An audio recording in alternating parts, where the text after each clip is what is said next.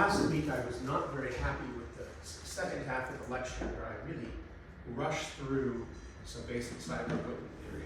And I think that for many people, it would be much more useful to see a lot more about the fundamentals of cyber-equipment theory before I start putting it to work.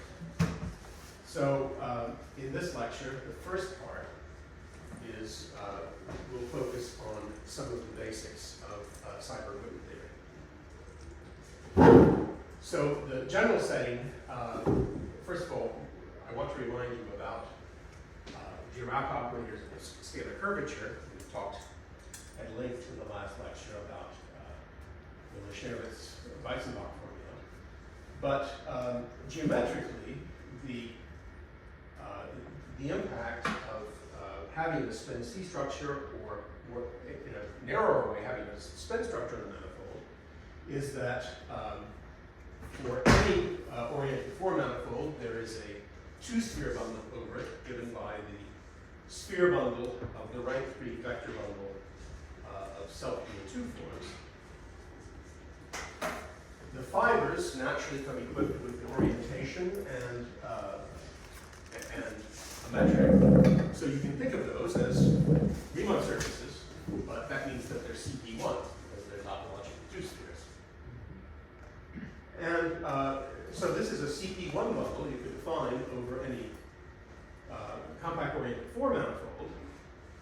And sort of a nicer way of trying to get something that naturally looks like a bundle of CP1 is to take the projectivization of a rank 2 vector bundle. So to have something with fibers C2, there's always a corresponding CP1 bundle. The point is that actually, over any four-manifold, there are vector bundles such that the sphere bundle of manifold becomes the projectivization. That, in general, that's not unique. In the specific case where the manifold is a spin manifold, if W2 is equal to 0, then there is a canonical choice, namely if you have a spin structure on the manifold, and if that's unique if, for example, the manifold is simply connected, then you can you get rank 2 vector bundle called S plus, whose projectivization is this sphere bundle of lambda plus. The special thing about the spin bundles, as opposed to other possibilities you might put here, is that for the spin bundle, the determinant line bundle, wedge 2 of S plus, is actually a trivial complex line bundle. And there's an analogous story if we instead consider the anti-self-rule 2 forms, there is a rank 2 complex structure bundle called S minus, whose projectivization is the sphere bundle of lambda minus. Okay, so the algebraic aspect of the construction is also that the linear maps from S plus to S minus can be identified with the complex 1 forms, and so you get a natural Clifford multiplication map. And so there's a natural linear map from 1 form's tensor S plus to S minus. On the other hand, the Riemannian covariant derivative induces a connection on S plus that is actually very closely related to the Riemannian covariant derivative on lambda plus. So you have a covariant derivative on S plus, which would send a smooth section of S plus to a smooth section of lambda 1 tensor S plus. And if you compose those two maps, the first one is called the Clifford multiplication map. You compose those two things, you get a so-called Dirac operator, which is a first-order elliptic operator associated with the metric given this non-trivial topological condition that the manifold is spin. Spin C structures, on the other hand, exist on any compact-oriented four-manifold.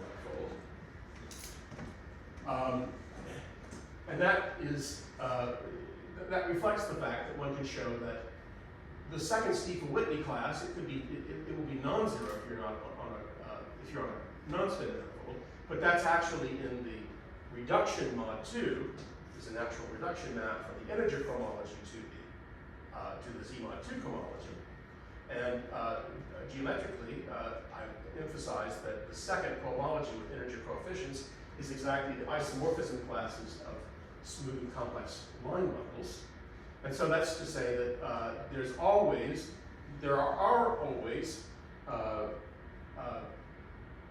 complex line bundles whose reduction, such that when you take the mod 2 reduction of the of the first Chaire class, you get the second Stiefel-Whitney class of the manifold.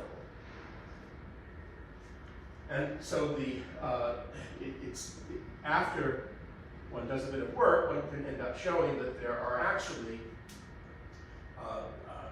complex vector bundles V plus and V minus, which formally, let's say locally, you can think of them as S plus tensor L to the 1/2 or S minus tensor L to 1/2. There is an obstruction to taking the square root of a line bundle, which would be the reduction mod 2 of its first Chaire class. There's also an obstruction to whether you can construct these spin bundles, S plus or minus. They have to do with there's a sign ambiguity in the transition functions, but it turns out that there's a cancellation which allows, even though this bundle does not exist globally, this bundle does not exist globally, there is a vector bundle which can formally be thought of as this tensor product. That's to say, you can think about what its transition functions would be. The basic point is the sign ambiguity here can lead to conflicts. The sign ambiguity there can lead to conflicts, but those conflicts cancel. All right, so there are a spin C structure is actually equivalent to saying for a given metric, choose a vector bundle V plus whose projectivization is the sphere bundle of lambda plus. So things are, if you're not very familiar with spin C structures, fortunately we'll mostly be talking about the simply connected case. And in that case, a choice of spin C structure is exactly the same as choosing the integer lift of the second class. Of course, this homology class is the one you're going to now interpret as the first Chaire class of the line bundle. So in the simply connected case, the choice of a spin C structure is simply choosing an integer class whose reduction mod 2 is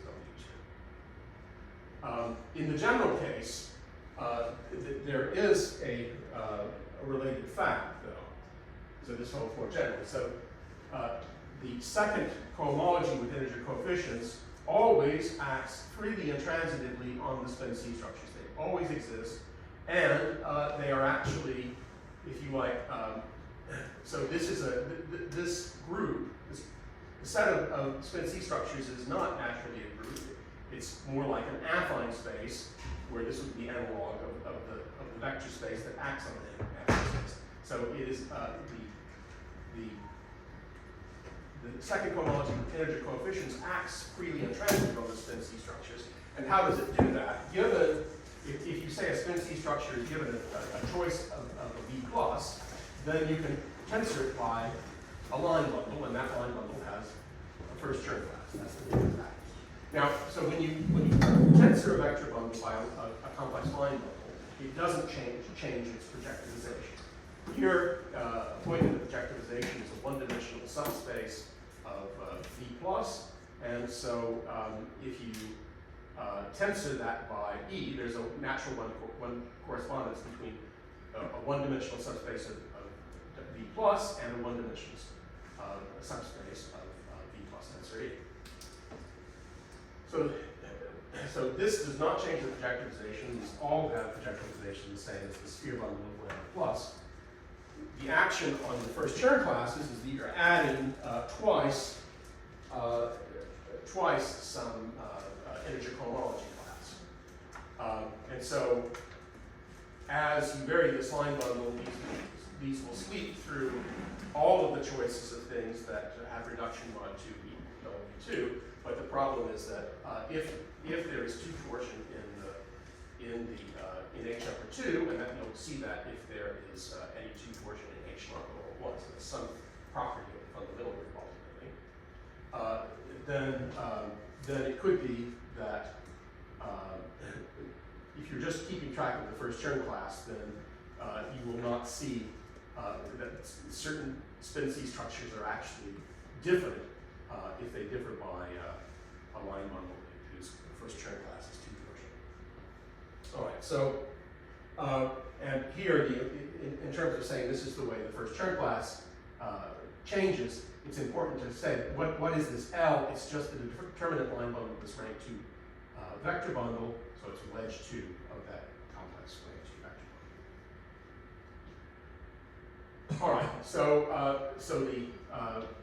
the non-trivial, interesting fact is that every four-manifold admits spin C structures. It's very easy to prove this in the simply connected case. It's rather subtle in the general case. It's first implicitly proved by here's what it off. All right, but the point is if we replace the spin bundles with the spin bundles twisted by well, formally the square root of a line bundle, then that does not change Hom of V plus and to V minus because S plus and S minus were being twisted by the same line bundle. So again, you have a Clifford multiplication. It works the same way. One of the sticking points is that there's no natural connection for a spin C structure. There's no natural connection on V plus. Again, if you say this bundle is formally locally, you think of it as S plus tensor by a certain line bundle. Well, this would have a natural connection that has lots of connections. You have to choose one. And so it's harder to get information about the geometry of a Riemannian metric out of this because there's no natural connection on L. So, but if you choose, we're going to think of L as having a fixed Hermitian structure, so there's a choice of a U1 connection on L. Then, if you choose a particular U1 connection, then there is an analogous construction that gives rise to a Dirac operator. But the problem is that it's no longer unique. In the spin case, there's a natural connection. Here we have a choice. And the first person, I think, that thought about this very seriously in the context of Riemannian geometry was Nigel Hitchen.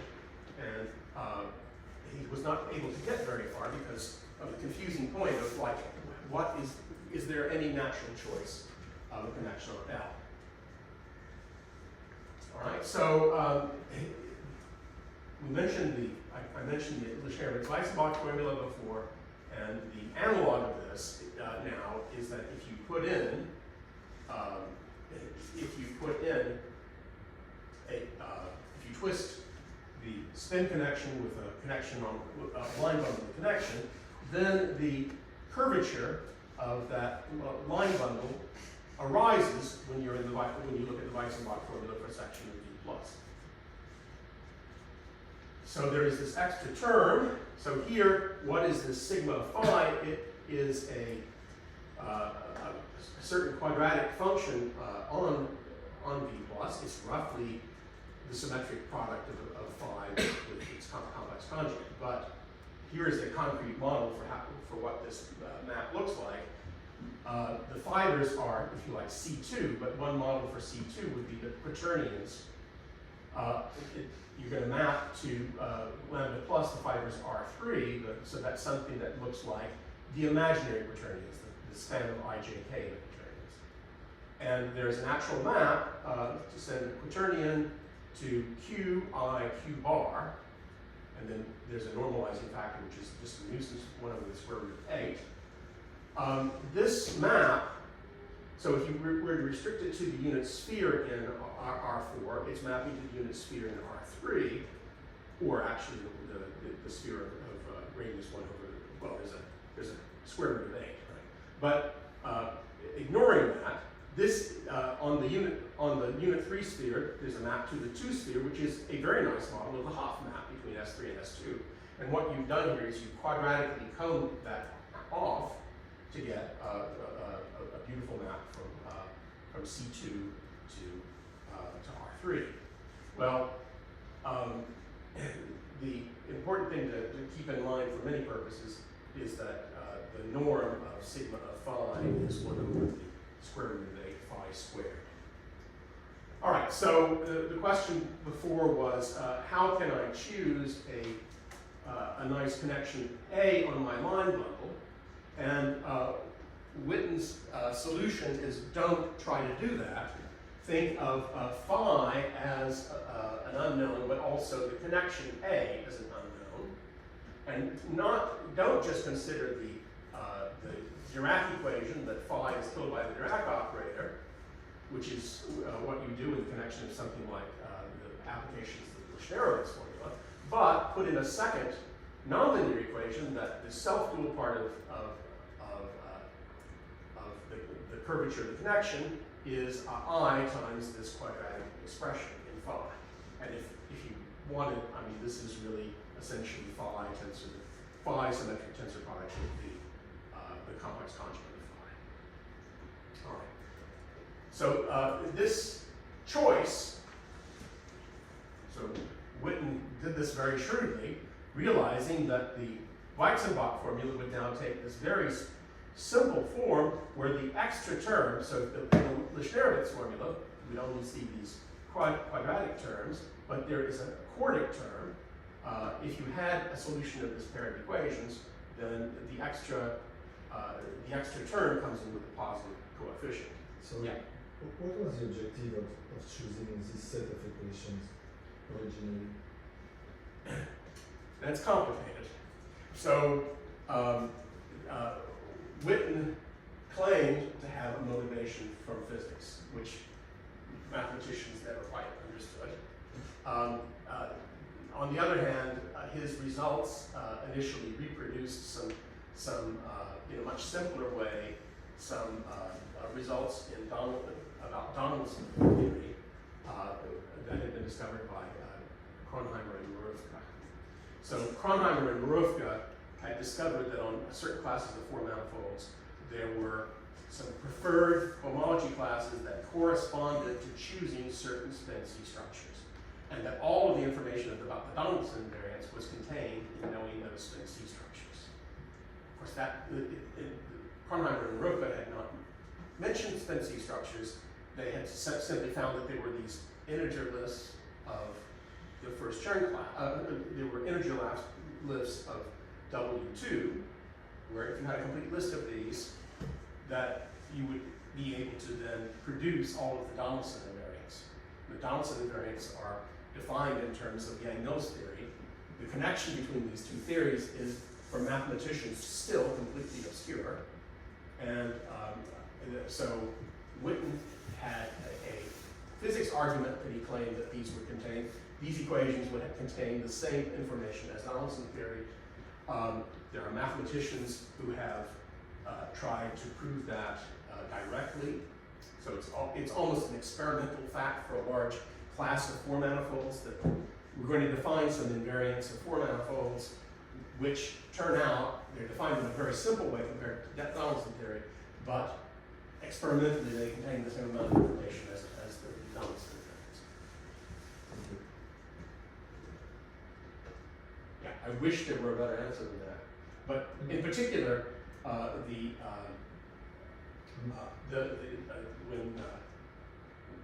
when one strategy among mathematicians for trying to find a relationship between Donaldson theory and Seiberg-Witten theory was explained to Witten, he said, well, if that's true, I have to rethink everything. It has nothing to do with his perceived way. I think the objective was not to get the new Weizenbach formula. No. But in fact, that Weizenbach formula plays a crucial role in the entire thing.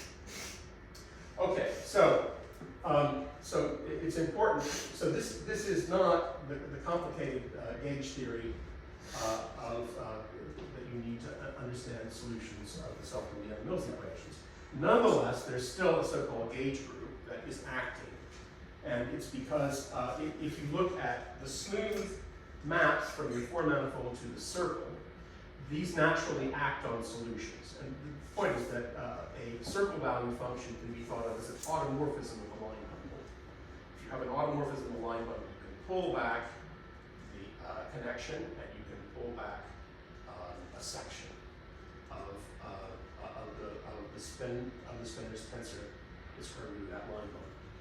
So concretely, you can just, if you like, just check directly that if you have a solution of these equations, you would get another solution by take a circle value function, multiply the spinner by that function, and change the connection by adding on twice d log f. Okay, so for each metric, so because of that fact, if you naively said, let's just consider the solution space of these equations, that would automatically be infinite dimensional. Right? Because if you have one, well, unless it's empty. So if you have one solution, you can generate an infinite dimensional space of solutions just by acting by the circle value functions, the group of circle value functions. We don't want to, we can't get anywhere by trying to understand the solution space. You want to understand the moduli space, which is take solutions of these equations and then mod out by this so-called gauge group, the circle value functions. So we'll see that this is actually always compact, but it's not always a manifold. And in order to get around the problem, in order to make a nice theory, and for example, Witten's paper didn't really address this very well. They just basically assumed that this moduli space is a manifold. So in order to get anywhere, one has to pass through a setting where this moduli space is actually a manifold, and the trick will be to actually perturb the equations. So, but these equations, they're nonlinear, very mildly nonlinear. There's this quadratic term. The other things involved are just linear differential operators. And now you can, and these certainly wouldn't be elliptic by themselves, because if they were elliptic, there'd only be a finite dimensional space of solutions. We just observed it would be infinite dimensional. But there is a trick. You can choose some background connection on your line bundle, and then any connection is gauge equivalent to one, where the difference between the two, which is now just an ordinary one form, is a co-closed one form. So this doesn't quite it doesn't quite eliminate the action of the gauge group. There's still, even if it's nice to impose this extra condition. Geometrically, this is not paying much of a price, right? So any solution is going to be the gauge equivalent to one with this property, and now these three equations together turn out to make an elliptic system. So there you will have a finite dimensional solution space.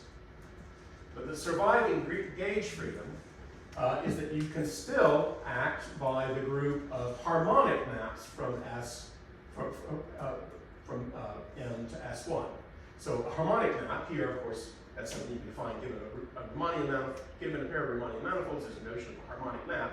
Here, though, S1, its universal cover is just R with its standard metric, and these are functions that take values of the circle that locally look like harmonic functions.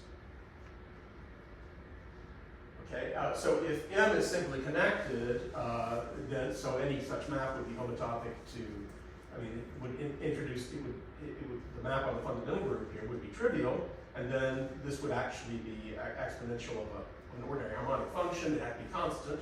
So you find that if on a simply connected manifold, what's left over from the gauge group are just constants in S1 part of constant value functions. If you're not on a simply connected manifold, well, if the fundamental group is finite or something like that, it's still harmless. But in general, you have to worry about the first cohomology of M with Z coefficients. Okay, so that's just a free group of rank first Betty number of M. And well, I've written this as a semi-direct product. It's actually as a group, it's actually just isomorphic to the product of these two groups. But the point is, there's a natural map to given a map here. You have it defines an element of H1 and Z, and then you have an inclusion of the circles, constants. All right, so so when you try to so if you were to try to make show in any context that this moduli space was a manifold, there are several things that go wrong. But one is that actually, if you're modding out to get the moduli space, even if the solution space is nice, even when you with the gauge fixing, you would still have the action of the circle that you have to mod out by. And if there are fixed points of that circle action, that's going to mean big trouble.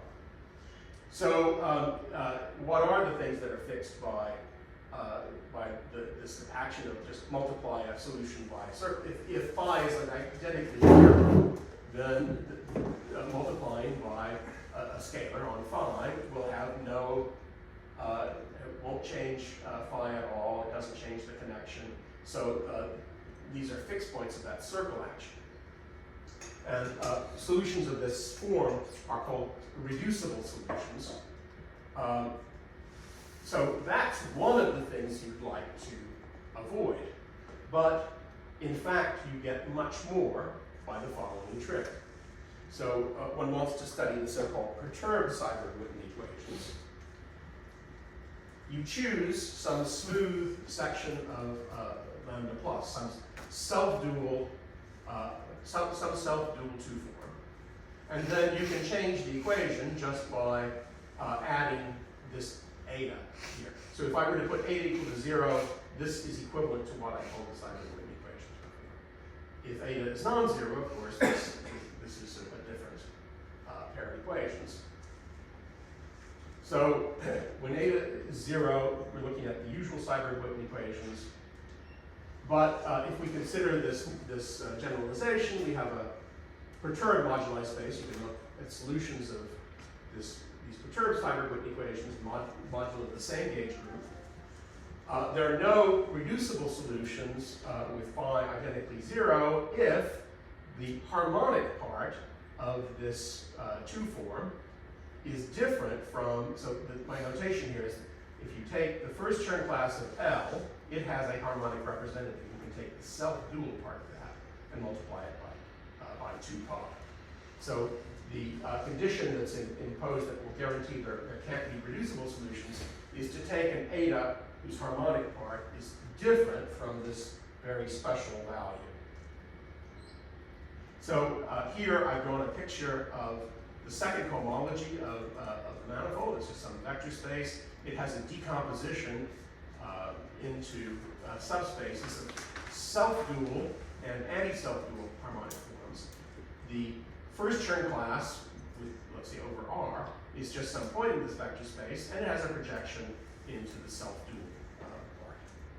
And what we're worried about is, it turns out that something bad can happen for these perturbed Seiberg-Witten equations if our eta happens to have harmonic parts equal to that.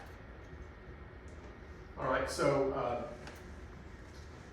so here I'm using this notion that if you have any differential form on a compact Riemannian manifold, you can write it as a harmonic part, write it as a harmonic form plus something that's closed plus something that's co-closed.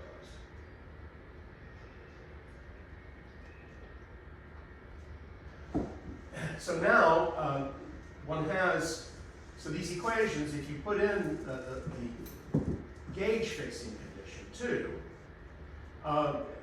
the resulting equations become elliptic and therefore Fredholm. And so Smail's generalization, infinite dimensions of the Brown-Sard theorem, ends up saying that most elements of the target space are regular points, and so in finite dimensions, Sard actually focused on measure. That doesn't work well in infinite dimensions. There's the Brown version of this Brown-Sard theorem, which instead uses the notion of the bad points are of the first category, or a meter set, and then the good points are the complement of the meter set, co-meter set. So in order to make this precise, we want to think, there's a map, here I've written it in terms of L2 sections of sections of vector bundles. The relevant differential operators are first order, so we map. Here, my notations, some people would prefer to call this, WK2 or something. But I'll call it L2K. So these are the L2 type symbol spaces with K derivatives. The map is going to involve taking one derivative, so you drop by one here. And so the map we're considering, this is really the thing that's naturally associated to the cyber witnesses system. Here we're really taking, here I'm representing my form not as a connection, but as in one form. We can add it on to some background form. And then these two first things are the expressions that come up in the perturbed cyber-Whitney equations.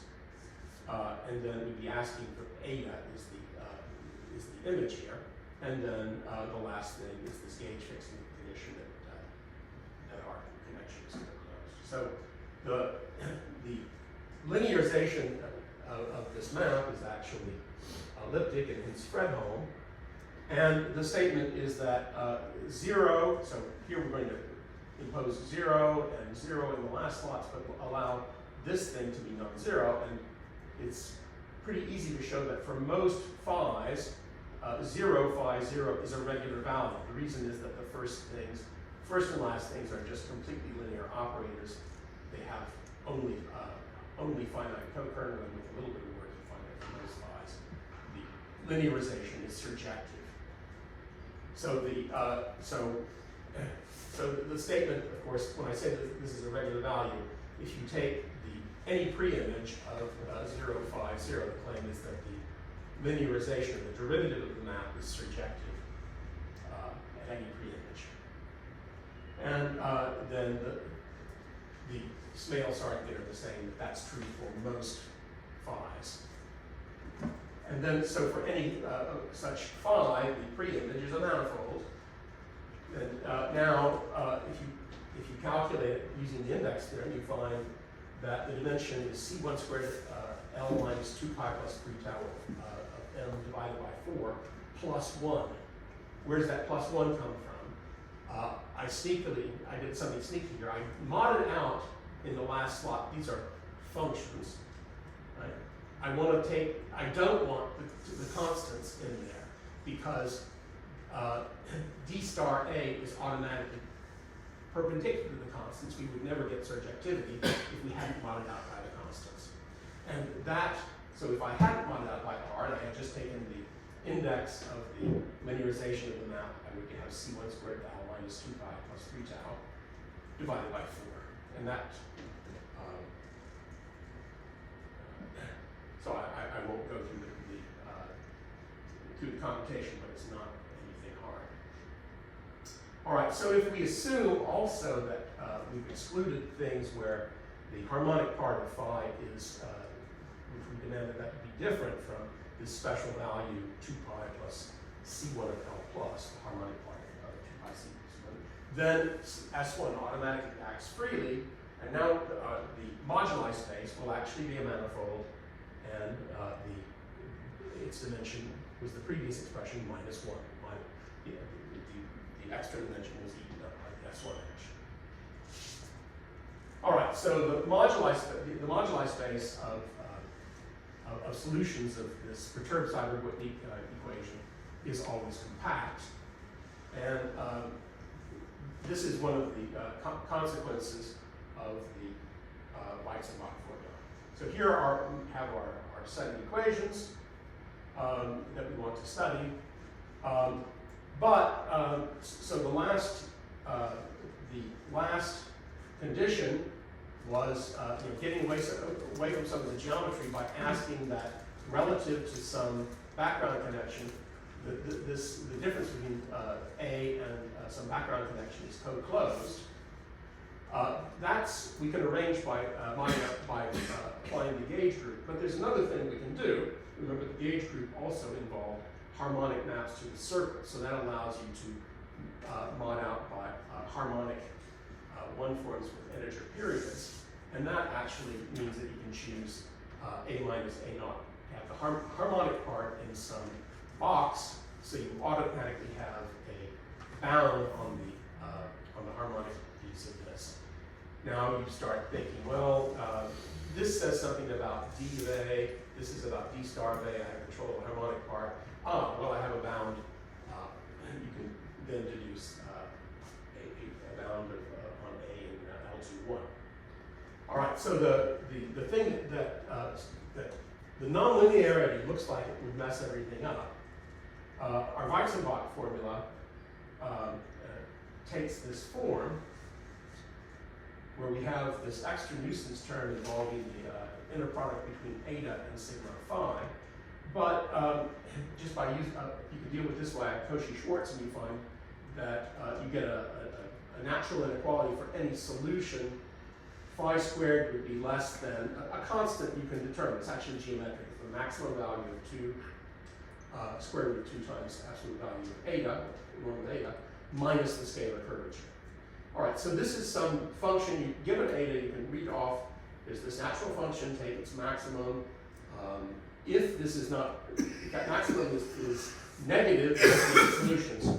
But anyway, this gives you an a priori L infinity, or if you like, C0 estimate for phi. And that ends up meaning that when you look at these equations and you're trying to get estimates iteratively by bootstrapping, the fact that you have this C0 estimate of phi, we go back and look at this monopole now, the only nonlinearities involve phi. You have phi times A here, you have something that's like phi times phi here. If you already have an L infinity estimate on phi, then you can just pull that out and say, well, that you get estimates that are just like everything was linear. You just freeze that, say it's less than some constant. So in particular, you have you can define the moduli space. Here previously I described it. Well, choose some k, and you can say take the inverse image of this map, and then mod out by a circle take the inverse image of a regular value, mod out by the circle. But the point is, you can also show that actually any solution, let's say if the background metric is smooth, everything will, the solutions will be smooth. They'll be in any L2K you like. But Relish's theorem also says that if you look at the inclusion of L2K and L2K minus 1, that map is compact. The image of a closed bounded set is actually compact. So, in finite dimensional Euclidean space, if you have a closed bounded set that's compact, it doesn't work in infinite dimensions. But if you have something closed and bounded in L2K, you say, well, let's think of it as an L2K minus 1. It's compact there. But here, in the moduli space, it really doesn't care what K is. Choose some K, apply this trick, you find out, well, the moduli space is actually compact. All right, so the moduli spaces are always compact. And so it's important, though, if we're trying to make these moduli spaces into manifolds. Well, actually, the condition we were looking at involved the harmonic part of a self-uniform. That is something that lies in the space of dimension B plus. And you're asking that is, two things are different.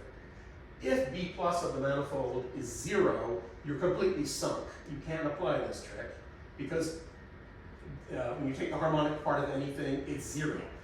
The harmonic part of any eta will be the same as the harmonic part of C1 because the space they're in is 0. But if B plus is positive, you can start working. For B plus non-zero, the moduli space is compact for any generic G and any generic eta.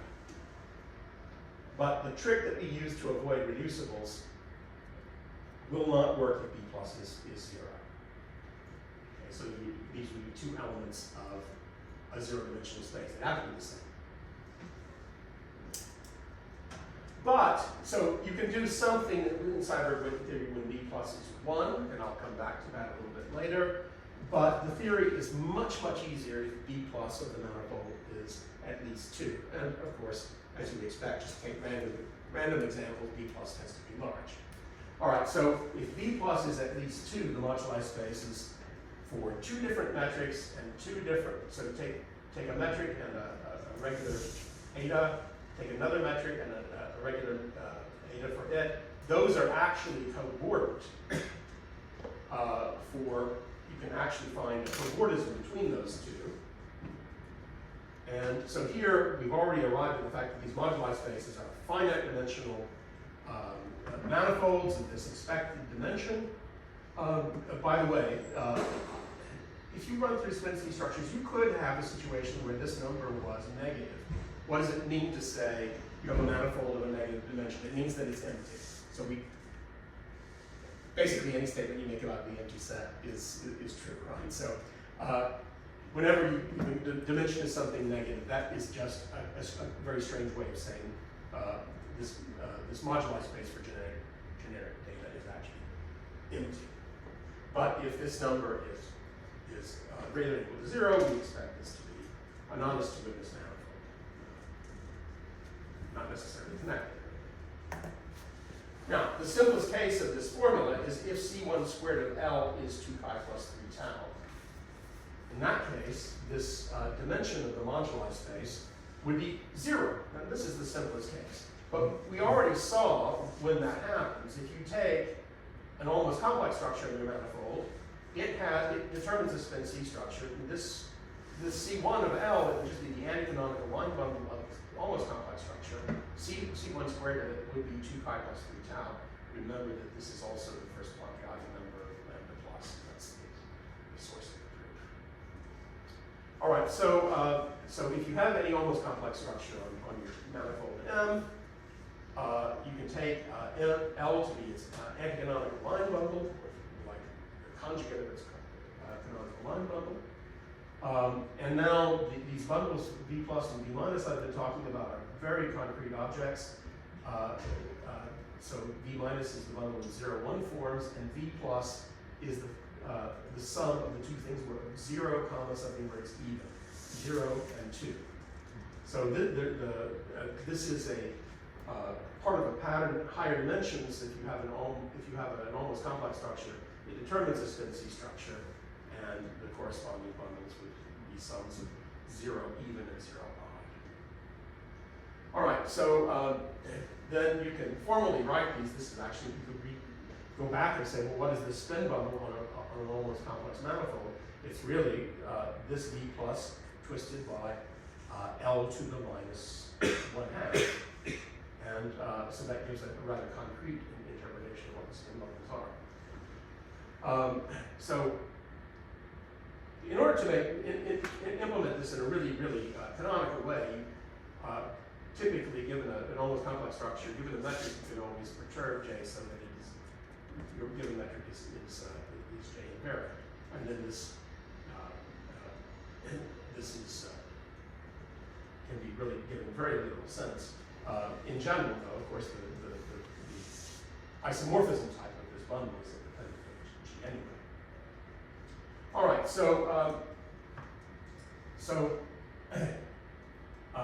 as I indicated last time, the simplest case of this is if you were actually on a Taylor manifold, you're trying to understand these kinds of spin-C Dirac operators. They are generalizations of d bar plus d bar star. So in particular, the usual Dirac operator on a spin Taylor manifold of complex dimension 2, it would be d bar plus d bar star, where you've twisted you're taking the Dolbeau complex with values in the square root of the canonical line. All right, so anyway, so in that very simple case, if you have an almost complex structure on a Four-Manifold, it induces a spin-C structure, and for that spin-C structure, the expected dimension of the moduli space is 0. So one gets a beautifully simple invariant, which was discovered by Whitney. So we assume we're on a Four-Manifold with B plus at least 2.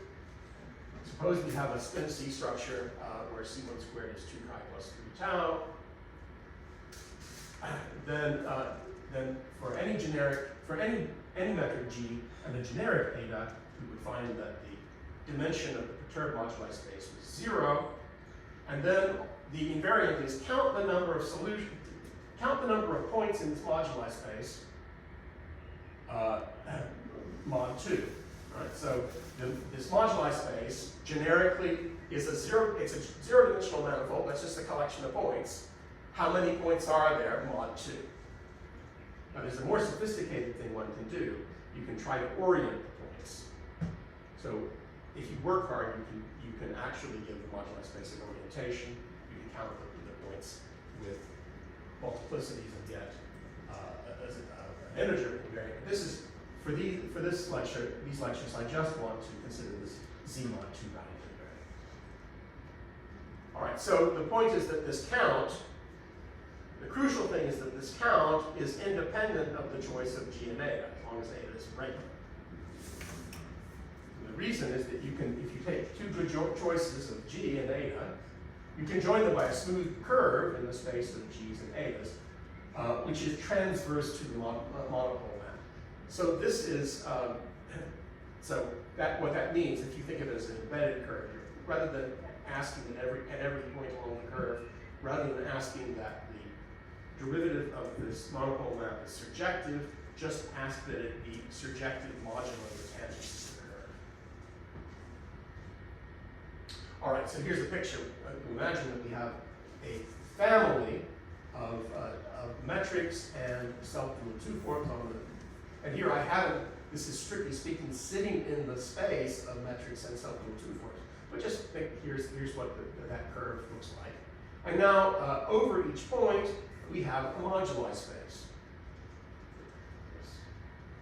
All right, so if you choose a particular metric and 2 form along this this family, for a generic point, there is a finite pre-image, and as you vary the point, the pre-image can change, but the number of points does not change mod 2. And in fact, this is exactly like the elementary proof of the fact you can define the mod 2 mapping degree of a map between two compact manifolds of the same dimension, even if they're not oriented. Take generic point, count the number of pre-images, and then if you don't know this argument, you know this beautiful book, Topology from the Differential Point of View, that join 2 points by an appropriate curve, and you find mod 2, the number of pre-images does not change. Okay, so in fact, there is a more sophisticated version where you can make the moduli spaces oriented and count the number of points with plus and minus signs. So there is a z-valued cyberwit invariant, but I have particular reasons why I don't want to go in that direction for these lectures. All right, so here if we have a smooth compact manifold with B plus at least 2, and suppose we have a spin C structure that is induced by some always complex structure. Claim is that if we have this Z2 valued invariant associated to that picture, you have a manifold, B plus is bigger than or equal to 2, and you have a spin C structure that's induced by an almost complex structure. This means that the dimension of the moduli space is the expected dimension of the moduli space is 0. So you can define this invariant by counting points, mod 2. All right? If that mod 2 count is not 0, and if G is any smooth metric on the manifold, then the unperturbed cyberwit equations have a solution also. So this might seem surprising. We're beginning by doing some count for perturbations of the cyberwit equations, but the ultimate goal is to get some mechanism that predicts the unperturbed equations have solutions. All right? So the argument is the following. So first, the first case is suppose that the harmonic part of C1 of L, suppose that is not 0. Remember, these are the perturbed Seiberg equations with perturbation 0. So that condition, what imposed, would to fulfill it, would actually be saying, suppose that C1 of L plus is not 0. So suppose that were true, and suppose there were no solution. Then the claim is that A equals 0 is actually a regular value. So after all, the condition on being a regular value is you consider every pre-image, and then you ask that each pre-image the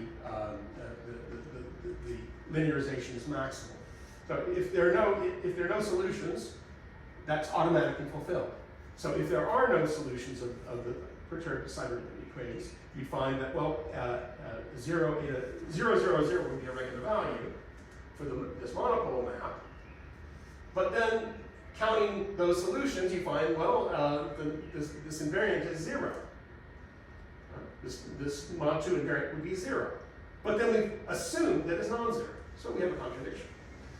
So even though we had to consider perturbations of the equation in order to define this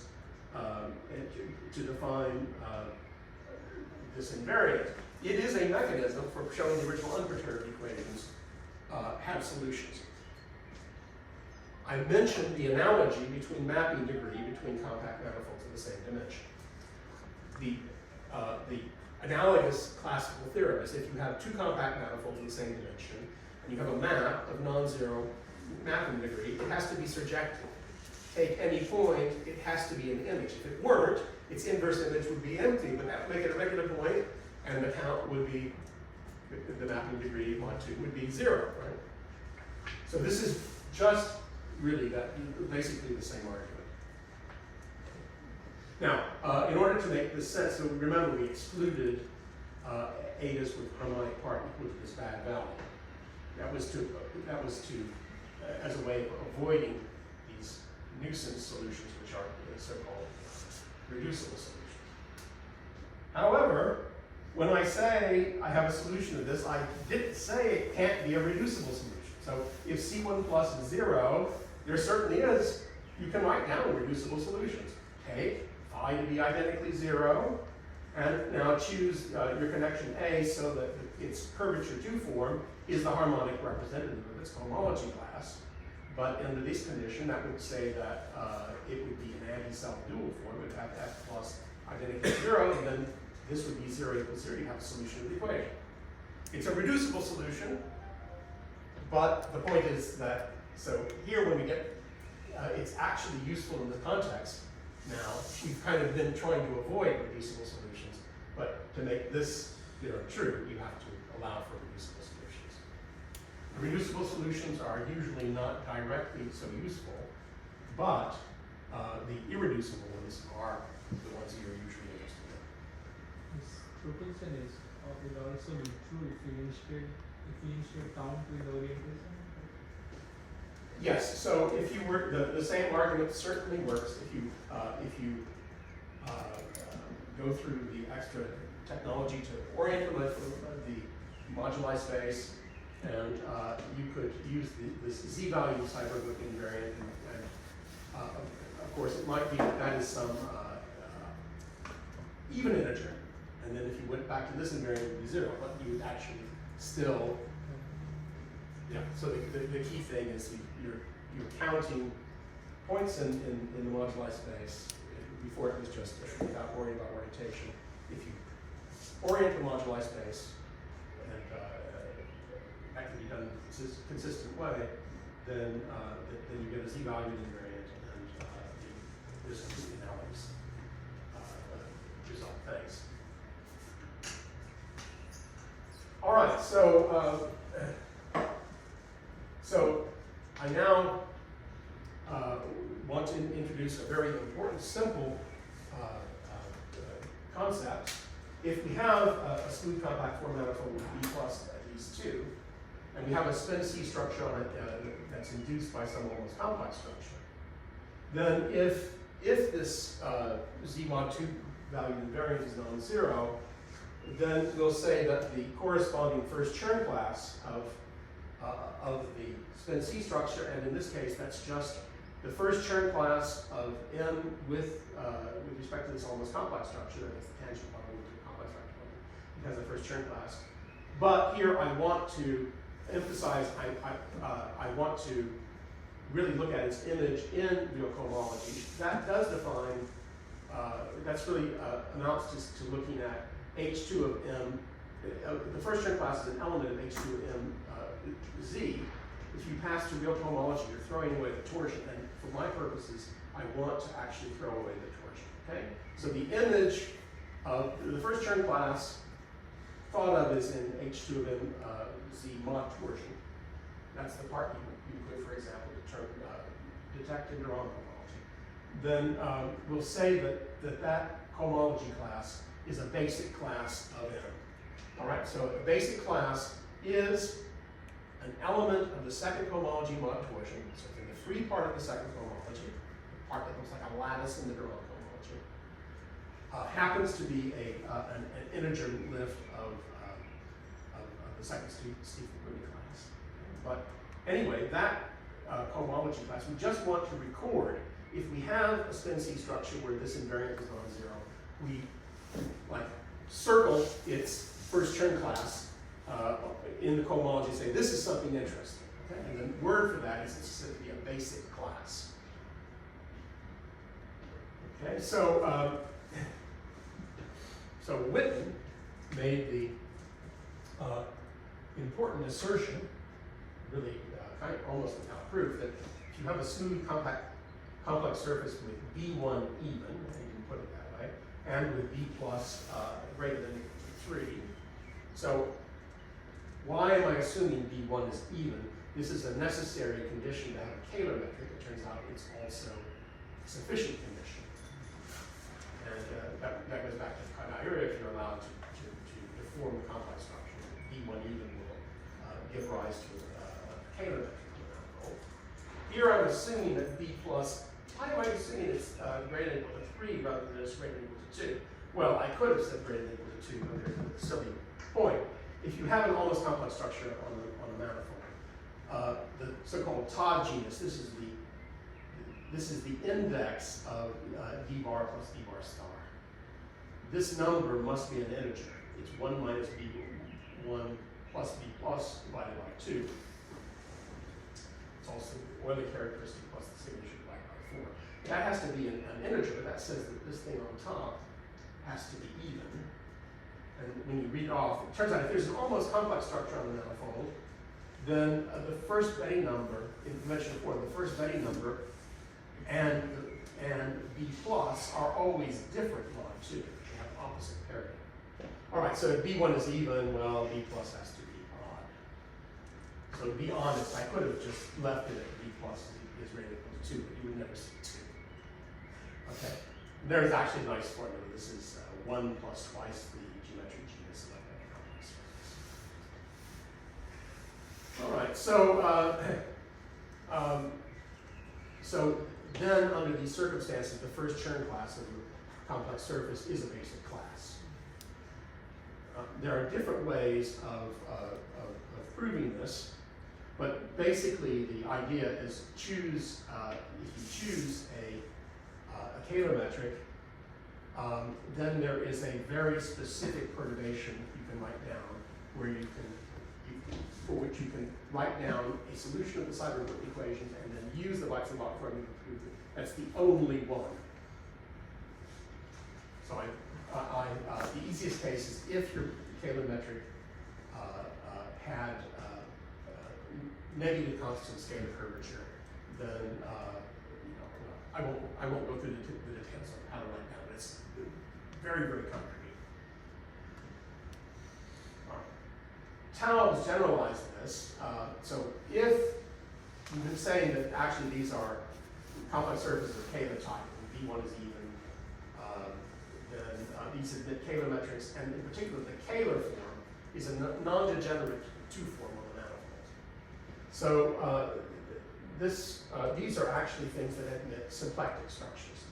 And what Tales did was he had a very robust generalization of that argument of the perturbed cyclical equations. You can do it if there's a symplectic structure, you choose a metric that's adapted to the symplectic structure, it's almost Taylor metric, and you can write down some family of perturbations and then show that far out in the family there's just one solution of the equation, of the cyclical equations.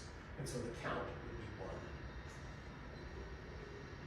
1. Now, here, I've avoided talking about the case where B plus is 1. So I was saying B plus is equal to 0 is kind of hopeless for cyclical theory. B plus greater than or equal to 2 is relatively simple. B plus equals 1, well, this comes up a lot. There are a lot of complex surfaces with B plus equal to 1.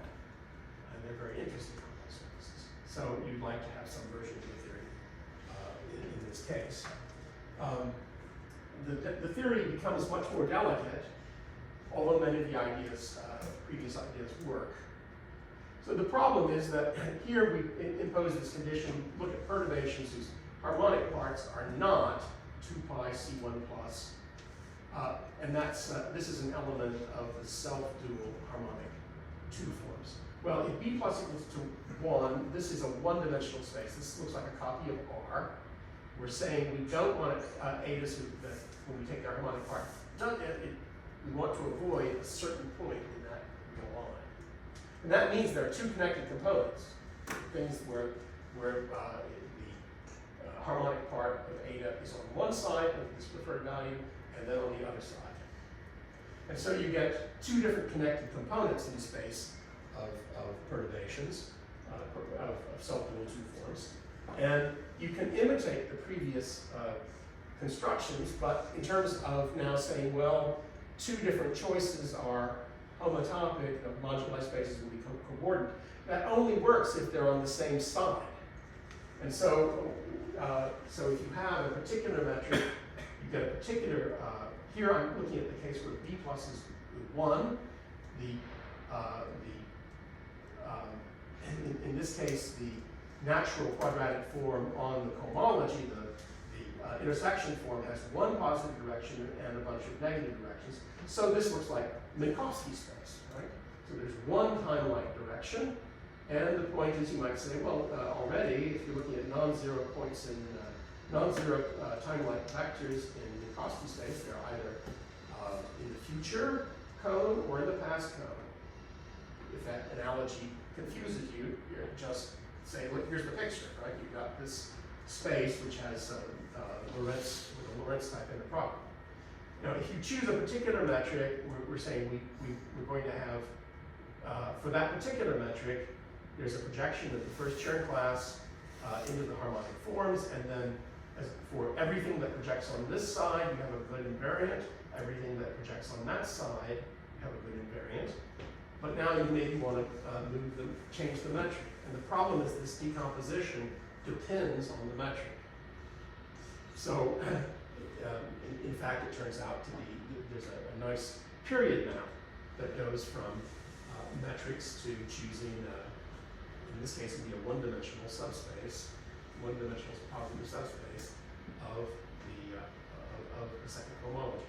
So the problem is that as you vary the metric, the subspace of self-dual harmonic forms will change, and now we're taking orthogonal projection to this subspace. And you're probably saying, why that doesn't look like orthogonal projection. Remember, this is in Minkowski space. So in Minkowski space, if you take some line that's very close to the null cone, and you look at things that are perpendicular to it, well, they are getting very close to that. At the null cone, the vector becomes perpendicular to itself. So this is what an orthogonal projection really might be. We start with some point that's out. This would be a point C1 where C1 squared is something negative, and as we vary the metric, it could be that sometimes its orthogonal projection might be in the past pointing time-like vectors here, it might be in the future point in time like vectors. So you have to keep track of these two different connected components. If C1 happens to have the property that C1 squared is positive, then at least it always lands on the same side of 0. But here, so we're often interested, the perturbation we're most interested in is the 0 perturbation. If you're trying to understand the unperturbed Seiberg-Witten equations, you'd be saying which side of this point is 0 on. And if C1 squared is negative, then in fact, that can change. So that you end up having catastrophes in terms of the number of unperturbed solutions of the Seiberg-Witten equation. All right, these two different connected components are called chambers. And the point is, so there are two chambers in the perturbations. You have you have really not one Seiberg-Witten invariant for the spin-C structure, but two. It depends on the manifold, the spin-C structure, and a chamber. Here I just arbitrarily call them angle plus and angle minus. All right, so if I had more time, I would try to take you through the very interesting technical side of dealing with the case when b plus is equal to 1. But the real trick to proving good results about Riemannian geometry in this b plus equals 1 case is that you generally need to consider not just one spin-C structure, but many. So that's the next place we're going. There are in a lot of this subject, it's important not to just say, oh, well, I know of one spin-C structure where this invariant is non-zero, but maybe there are many, and you want to then try to play them off against each other to get the best results. All right, so let's now return to the simpler setting when b plus is at least 2. We saw before that if you had a manifold with b plus at least 2, and a spin-C structure that arose from Normals complex structure, then if this Z2 valued invariant was non-zero, then for any metric on the manifold, the unperturbed Seiberg-Witten equations would have to have a solution.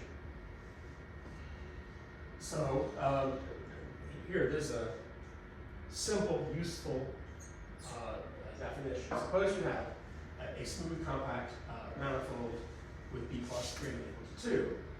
And suppose that C is a spin-C structure on it.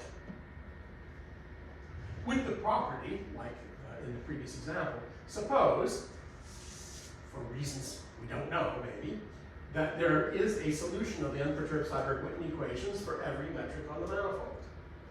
So we've already seen that that can happen. So this definition gives us terminology to describe that situation. We then say that the first Chern class is called a monopole class. Okay, so Witten's notation, Witten did not call the Seiberg-Witten equations the Seiberg-Witten equations. Obviously, he didn't name it after himself. And in fact, it should, so it's an accident historically that they're called the Seiberg-Witten equations. He had written a physics article with Nathan Seiberg, which is tangentially related. It's the kind of the part of the background, but he's the one that invented the invariant, and Seiberg had nothing to do with it. Anyway, mathematicians call them the Seiberg-Witten equations because, well, there are other Gromov-Witten invariants and so forth, so it's good to have another name to hang on to it, so it's not, Witten did more than one thing. All right, so, but what Witten actually called those equations, they were called the monopole equations, for reasons that are slightly complicated. That's why I call that map, the monopole map. All right, so whenever this happens, so you have a spin-C structure for every metric for some reason which we might not know. Suppose that for every metric the Seiberg-Witten equations have a solution. Then you again say, oh, the first Chern class of the spin-C structure is something interesting. Mark it in H2 MZ mod torsion and call that a monopole class. All right, so a basic class, by the previous terminology, is an example of a monopole class. The point is, a basic class was a class that arose from the first Chern class of a spin-C structure where the expected dimension of the moduli space is 0, and where you can count mod 2, the number of points in the moduli space. If that's non-zero, then you have a solution for every metric. But a generalization of this idea is to say, well, maybe there are other pieces of technology which will predict the existence of solutions. And in this case, we instead call it a monopole class. It's a fact that not every monopole class is a basic class. And so actually, because I'm giving you a soft definition, I mean, it's like this black box. For some reason, for every metric, you have a solution of Seiberg-Whitney equations. It's amazing that there's anything that would actually say, here's a particular spin C structure for that, with that property. I showed you the kind of classical Seiberg-Whitney invariant, or the Z mod 2 version of it. So the particular reason that I focused on the Z2 value invariant comes out of the work of Bauer and Furuta. So suppose you have, for the moment, 3, I should say 1, 2, 3, 3 smooth, compact, almost complex Four-Manifolds with non-zero mod 2 Seiberg-Whitney invariant. Okay, so we've been talking about such things.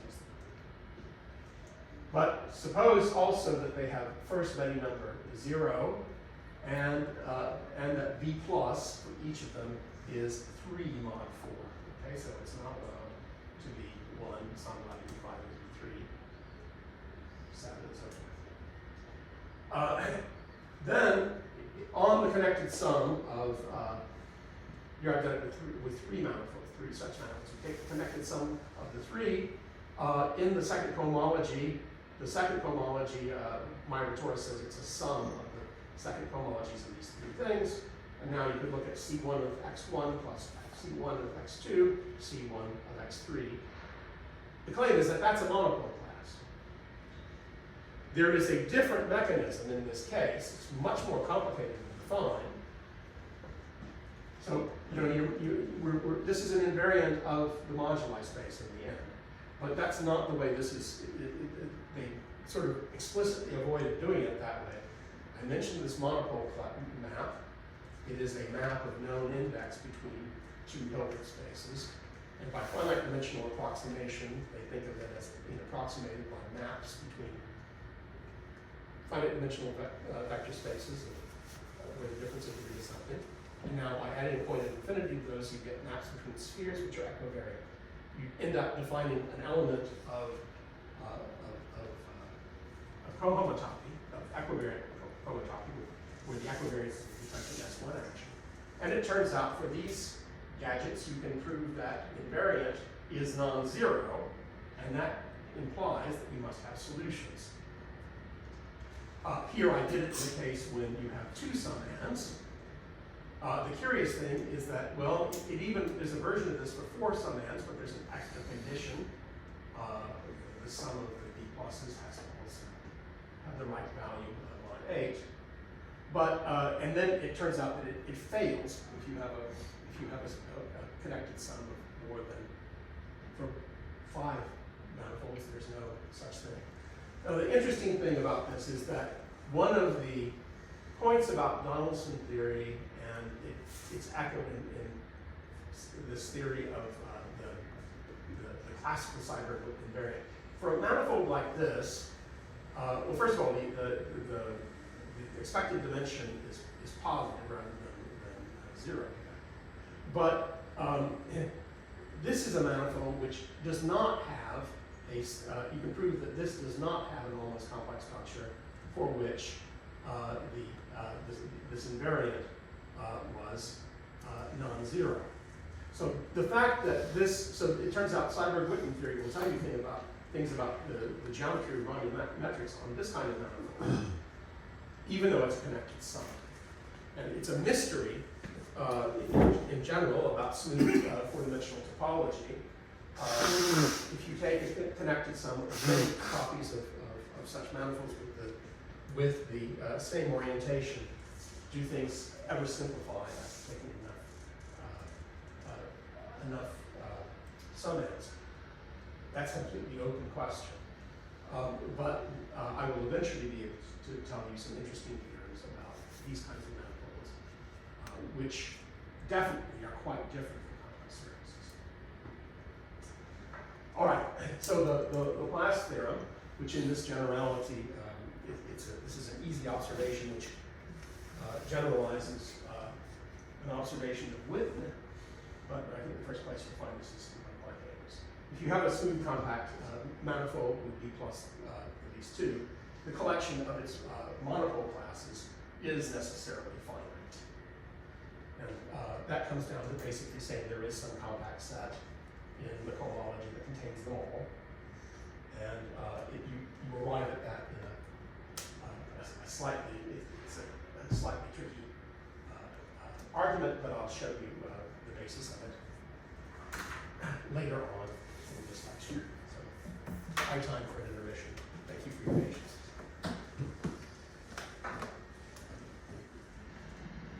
So before I recommence, would anyone like to ask any questions about the first part of it?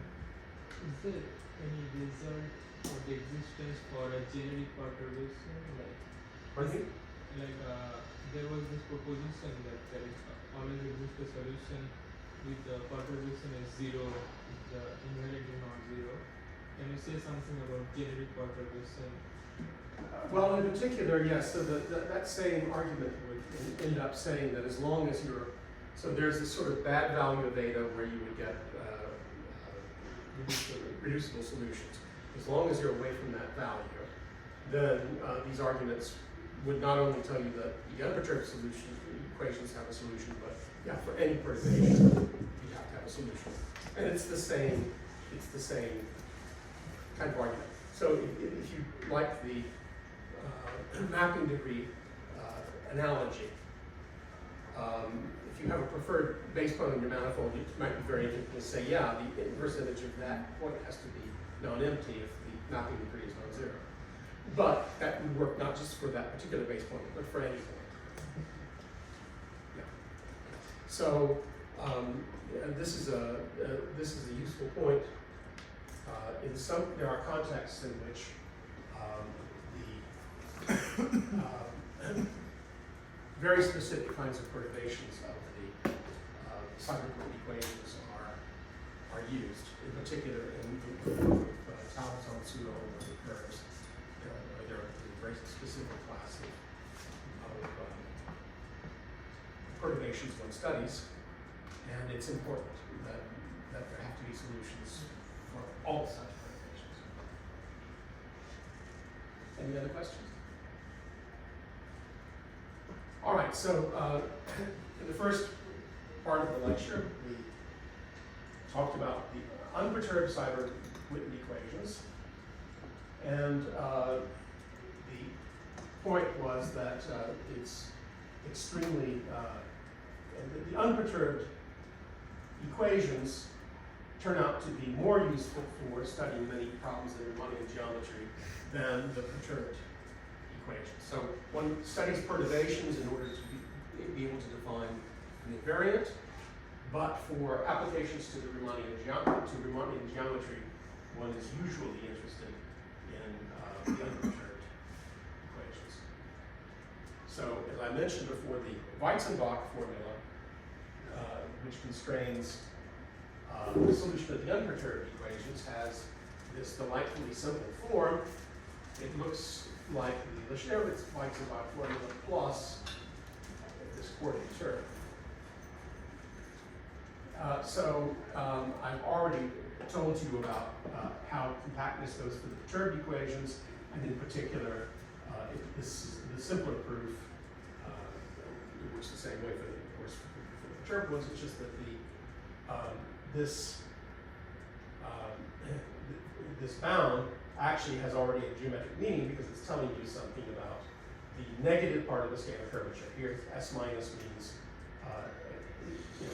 at any point in the manifold, throw away the positive part of the scalar curvature, only keep it if it's negative, take the absolute value, take the maximal over. So there's a C0 bound on the solution. So we've seen from the previous discussion that that these equations actually give you a lot of interesting information about one. Give you some very interesting information. What I'm going to emphasize, as I told you before, there is something can be done in the case when b plus is equal to 1, and the easiest case there is that if c1 squared is positive, is to say it's a time-like vector in the second homology with respect to the dimensional, or if it's a null vector but it's non-zero, then one can already get a lot of mileage. You can formally just use the same definition I gave of a basic class in this context without worrying about the fact that b plus is equal to 1. Things work just the same way. So remember in the first lecture I introduced you to the Hitchin-Thorpe inequality, and the form that I gave it in was that if you have a smooth compact oriented Einstein four-manifold, then the invariant 2 chi plus 3 tau has to be non-negative, and you only get equality in the case when the metric is locally hyperkähler, and in that case your manifold is finitely covered either by a flat 4 torus or by Coulomb out K3. But when we look at the proof of this this fact, it's right. It's saying that in the Einstein case, 2 chi plus 3 tau is given by a certain curvature integral, and the integrand is, well, pointwise non-negative. But the point about is that Seiberg-Witten theory will give us lower bounds on the integral of the scalar curvature squared, and it even will give us non-trivial lower bounds for the integral of scalar curvature. So combinations of the scalar curvature squared and W plus squared will get non-trivial lower bounds for this kind of expression. And so rather than just telling us that this can't be negative if you have an Einstein metric, there will be circumstances when we say, well, this has to actually be not only positive, but it's bigger than a particular number. Okay, so for example, if you have if you are on a complex surface which satisfies the strict Hitchin-Thorpe inequality, so that c1 squared is positive, or well, in this case, c1 squared equals 0, you'd already be the Hitchin-Thorpe inequality. I was already going to tell you there's no life there. You already know everything going on. So actually, I'm just going to skip. I shouldn't have put this slide in. So the main thing I want to come to right now is how do we get curvature estimates for things like the integral of the scalar curvature squared, or some combination of the scalar curvature squared and the Weil curvature.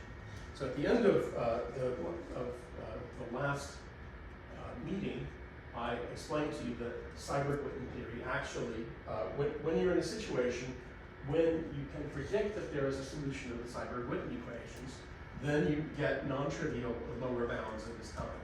The weakness of the bounds in this case, these depend. You're assuming that you have some spin C structure for which say C1 of the spin C structure is non-zero. Well, this would tend to be some non-negative number. This is in the place where you're taking the intersection product of this with itself. This is definitely non-negative. If you could get an understanding of this term, then you'd have a lower bound for the integral of the scalar curvature squared. And we already saw that the integral of the scalar curvature squared is a source of interesting smooth invariance. But then there's a different expression. Rather than looking at the scalar curvature squared, you can look at the scalar curvature minus the square root of 6 W, pointwise normal W plus, that square has a lower bound where the coefficient is bigger.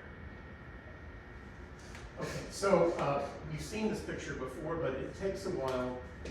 One thing I did not emphasize enough is right now this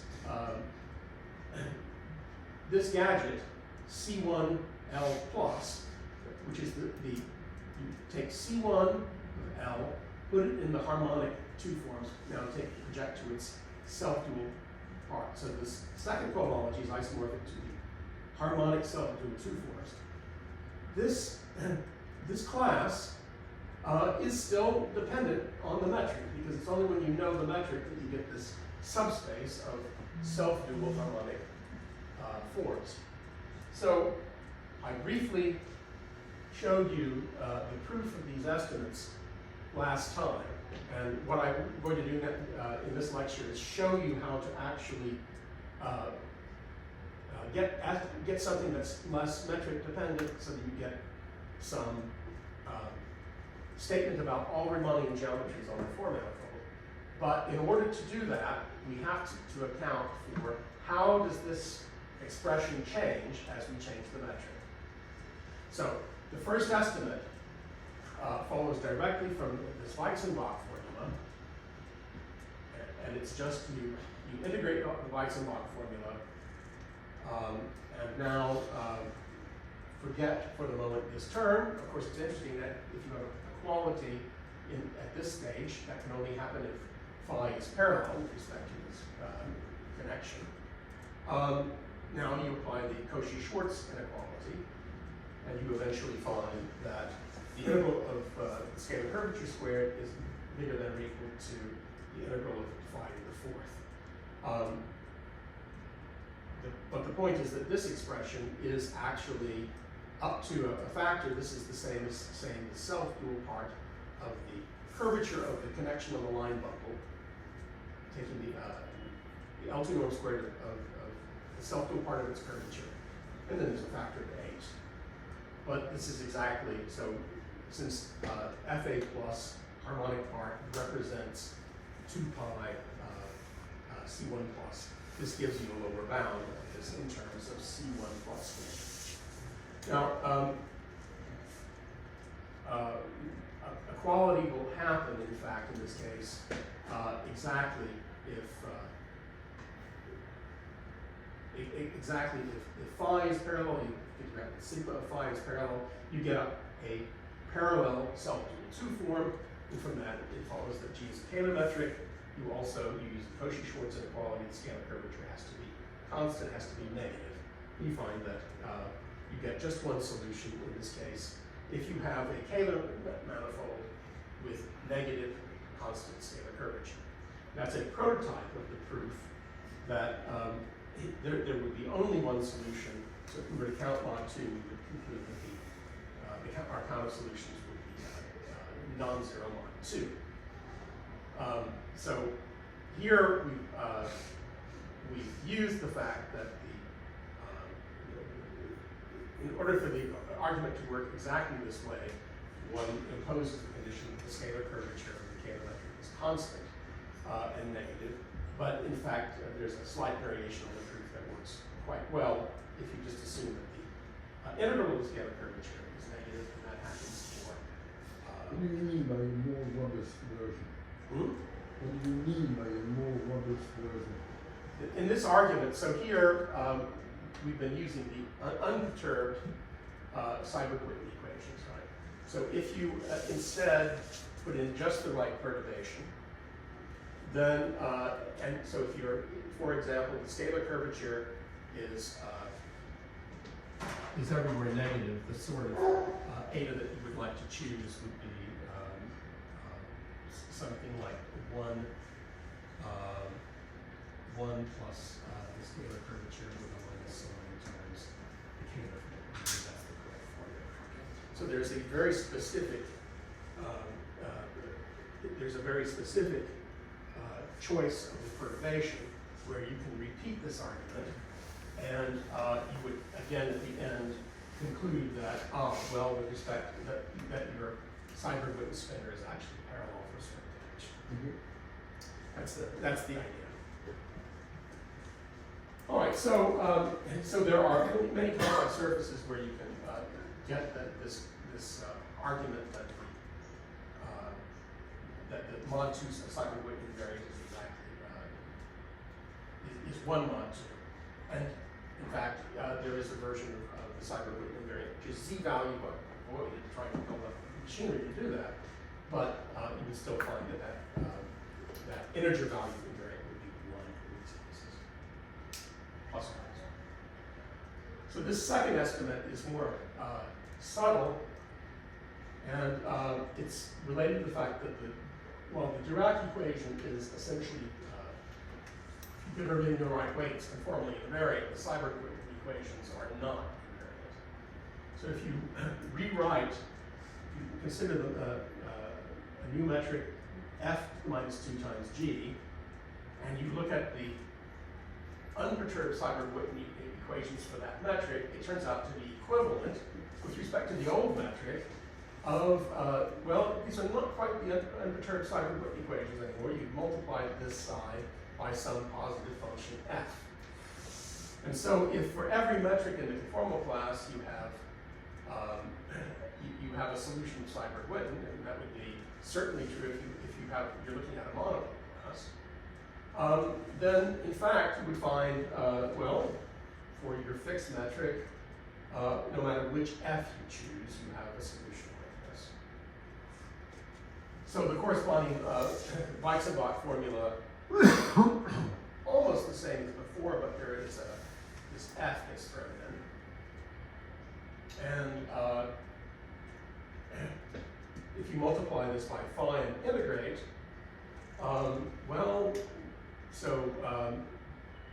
if you multiply this by phi squared and integrate, that's something non-negative. So you're still kind of in business. And you might think, well, you could just throw that away, because there would be no advantage to that. But the key point is that if we now introduce the self-dual 2 form psi, which is 2 square roots of 2 times sigma of phi, this is exactly saying that form satisfies this inequality, that 0 is less than or equal to gamma psi squared plus scalar curvature times psi squared plus f times psi cubed. And now you can use the Weizenbach formula for the Hodgson Gaussian to say that there's a lower bound from this in terms of the scalar curvature and W plus. So what you do is you trade that covariant derivative term for something that has some more curvature in it. So you've already had an appearance of scalar curvature here. That seems great, but in fact, you're going to have less scalar curvature and more W plus when you do that. And now when you play the same game, you end up getting, now using Holder inequalities rather than the Cauchy-Schwarz inequality. Basically, to get from here to where you want to go, you'd like to, if you were to just plug in that f squared is s minus square root of 6 times W plus. Right, so then this would become a square, that would be the same thing. Well, you can't quite do that because this could have some zeros. What you simply do is you take a sequence of fj's approximating this from above, and in the end limit, you do get exactly the desired inequality. It takes a little bit more work to understand the boundary case, and if you want to say what happens when equality happens here, it's more complicated, but what happens is that you can show that if that happens, this guy is everywhere non-zero. So, and now you can unwind things and find certain things are there. All right, so the weakness of these kinds of results, these are useful intermediate results, but they don't tell you anything yet. They don't tell you very much at least, because they still involve, so here's something that's geometric information about a metric. The other side you would like to be metric independent, but here, this C1 of L plus involves the projection into the self-dual forms, and that is still metric dependent. So how can one get rid of that? So you need a metric dependent improvement. And the essential problem is that as the metric changes, here I've drawn a certain cone in the cohomology consisting of things of self-intersection 0. The self-dual things are on one side of it. Then there's a complementary anti-self-dual piece, which is perpendicular to it with respect to the intersection form. But as you vary the metric, these subspaces vary. So for simplicity now, I'm going to assume that either B plus is bigger than or equal to 2, or that we have the Hitchin-Thorpe inequality 2 pi plus 3 tau. So we're going to apply this to metrics, to Einstein metrics anyway. In the Einstein case, we don't expect this. And so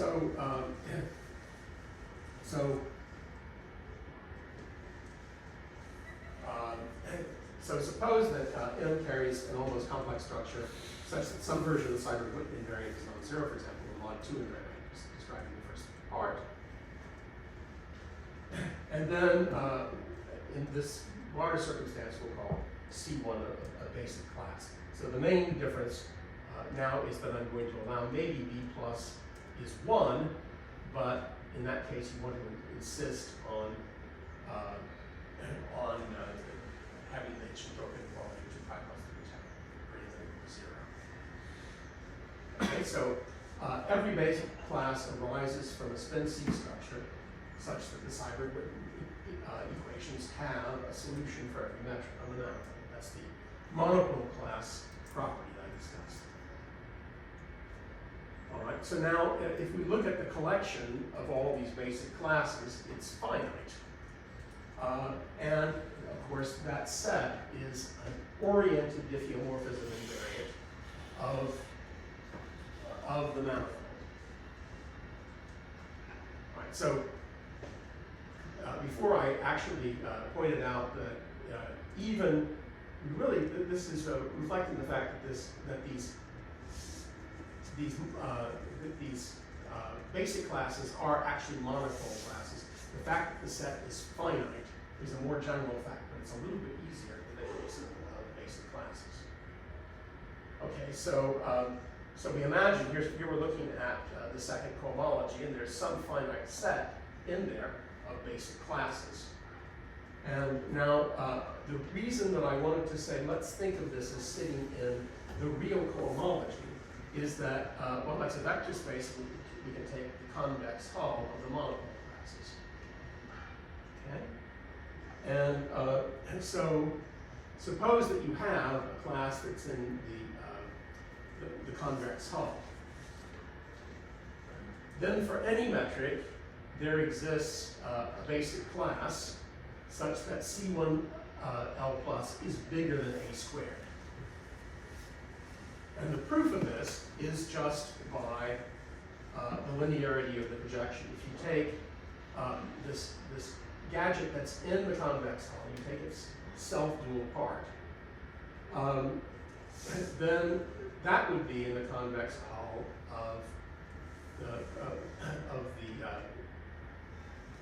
in this positive definite space of the projections of these basic classes. And so there exists a basic class such that B plus squared is greater than A plus squared. And the reason is that the square norm, if you're on a positive definite space, the square norm is convex. If you look at values on a convex body, then on the hull of a finite number of points, it will achieve its maximum on some point among the original configuration. That's true if you're in a positive definite space. The whole difficulty is that if you try to do this in the original H2, which has an indefinite inner product, then the extrema of the square norm, the intersection norm squared, will not usually take place at the vertices.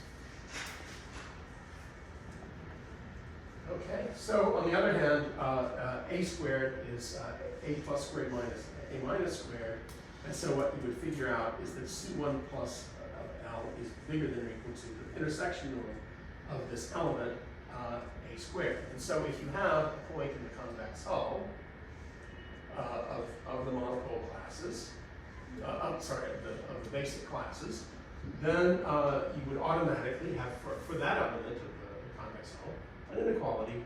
These are lower bounds for the scalar curvature square. Okay, so for example, suppose that we take A to, the simplest case we could apply here is just take A to be some basic class. This inequality would be telling you, so C1 squared of L is 2 pi plus 3 tau, and it gives you an honest to goodness inequality. It's an interesting inequality even, that when we have a non-trivial basic class, that the integral of the scalar curvature squared is at least 2 pi plus 3 tau of the manifold.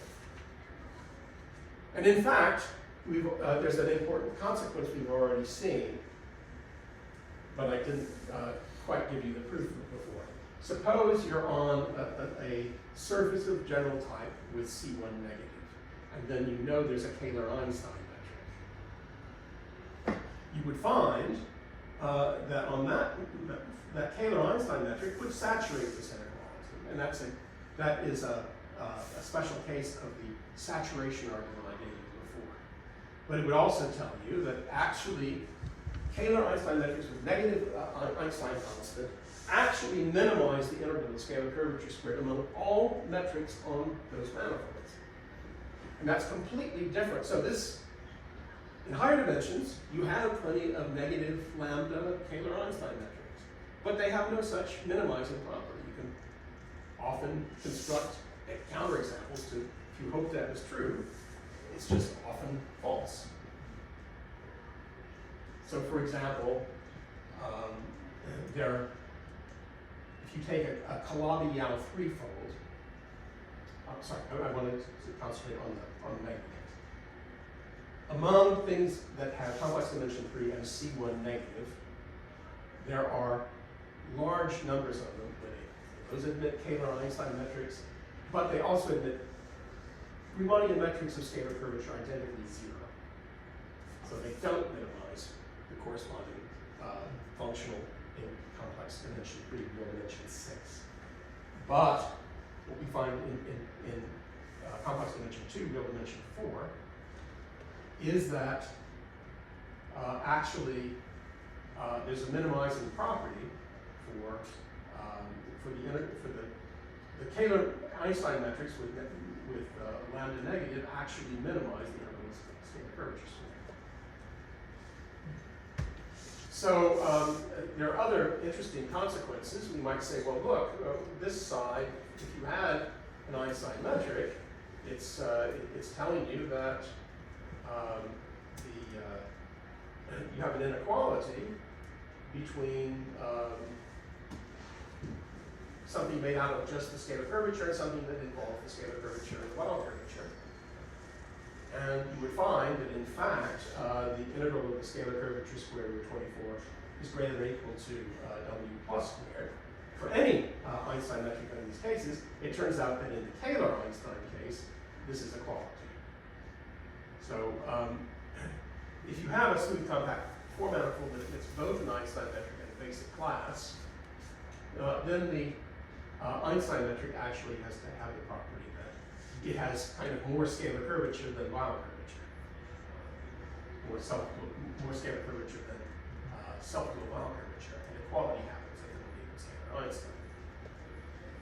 So if you have a compact Riemannian four-manifold, there's a different game you play. If you look at the combination of characteristic numbers, Euler characteristic minus 3 times the signature, you write out what that is. It's this expression, and in the Einstein case,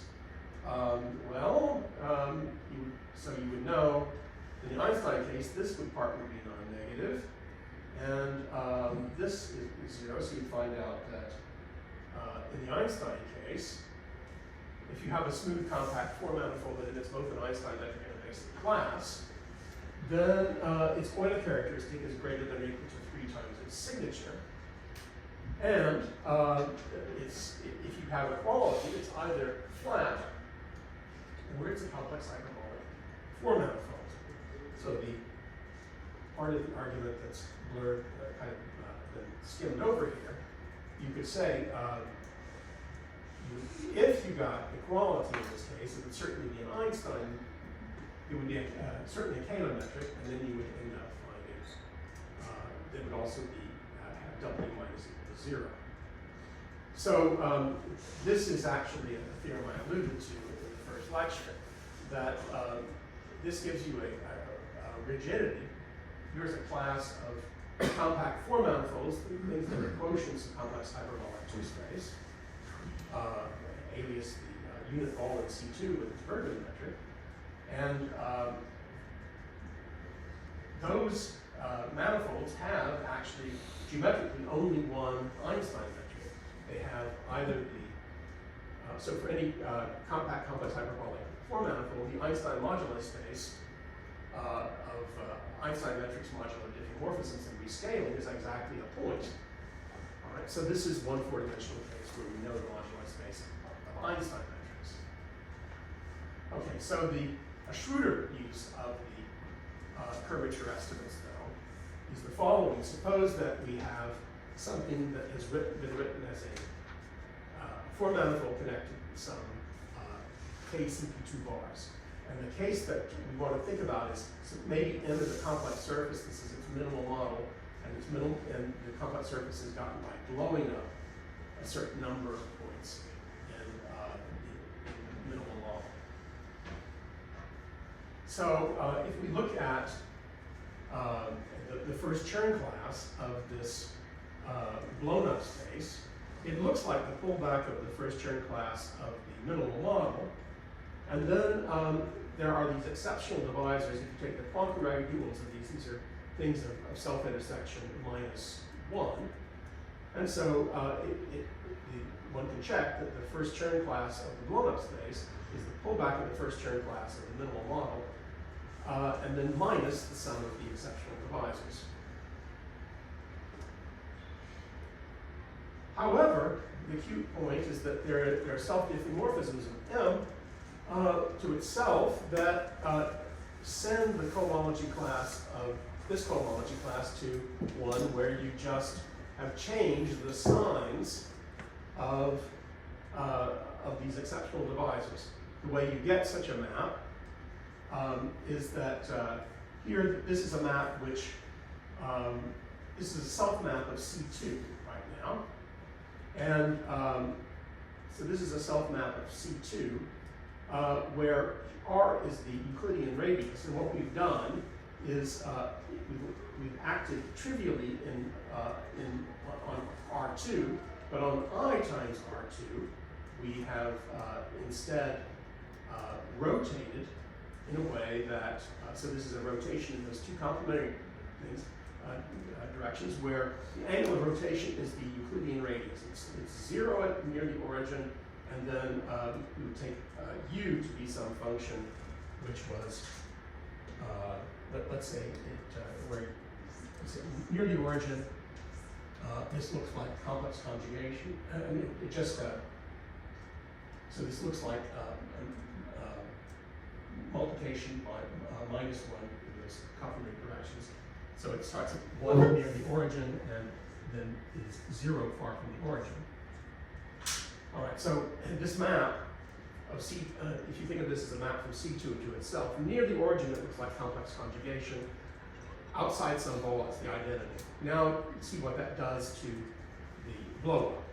On the blow up, that has the property that it, on the exceptional divisors, they're sent to themselves by a reflection.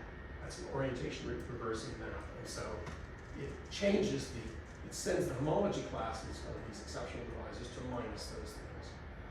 Now, the point about this, so you could do that near all of these, and you'd find that, well, this is a basic class because it's the first Chern class of your complex structure.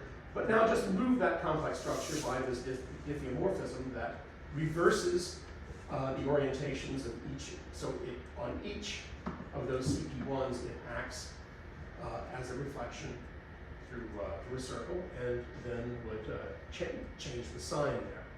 So the same argument, the fact, being a basic class, this is a basic class because it's the first Chern class of a complex structure. But this is also the first Chern class of a complex structure on that manifold. You just move the original complex structure via a diffeomorphism. So this is a basic class, but so is this. And so now notice that, well, the average between these two classes is just C1 of X, the pullback of the first Chern class of the original minimal model. So here's a very concrete way of describing these, of putting these curvature estimates to work. Suppose you take any Riemannian metric on a compact complex surface of general type.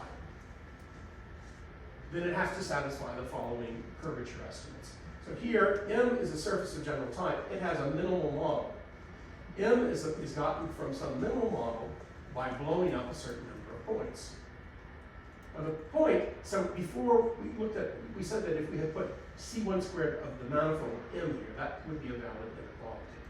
And you'd also get a similar inequality if you had used the first Chern class squared of M. But the point is that C1 squared of X is a bigger number. When you blow up a complex surface, it reduces C1 squared by 1 every time you blow up. So this is this would be saying that C1 squared is bigger than you would have expected from that previous argument. So the same kind of argument now would say if M is not, if it's not minimal, then the only way you can get equality would be that, so if M is not it's not minimal, then you never get equality. If M is minimal, then we're talking about the inequality we were talking about before, and then equality happens only if G is a Chaire Einstein metric on the minimal model. You didn't blow up at all. So if you've blown up at all to get your complex surface, then this is a larger lower bound, and it actually somehow remembers the fact that the surface is coming from a minimal model, a higher value of C1 squared. Now, for the second, so there's also a Cauchy-Schwarz argument. If you just wanted to understand, there's an expression that comes up in Gauss-Bonnet formulas, integral of s squared over 24 plus 2 w plus squared. That's the thing that comes up in the Gauss-Bonnet formula for 2 pi plus 3 tau in the Einstein case. In other words, a trace from G originals. But this expression is, it's just a direct Cauchy-Schwarz inequality. You can first say that this is the square of the L2 norm of that. The L2 norm you apply the triangle inequality, and then you go back and you find that there's an inequality that reads this way. So the integral of s squared over 24 plus 2w plus squared is bigger than or equal to 1/27 of the of s minus square root of w plus squared.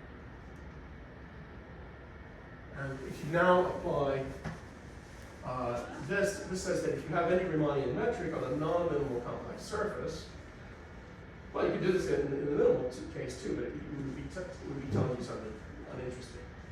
In the non-minimal case, though, this is a non-trivial inequality.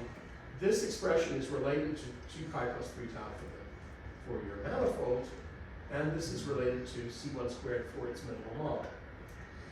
So you would find in the Einstein case, this would say that 2 pi plus 3 tau of M is greater than 2/3 of C1 squared of the minimal model.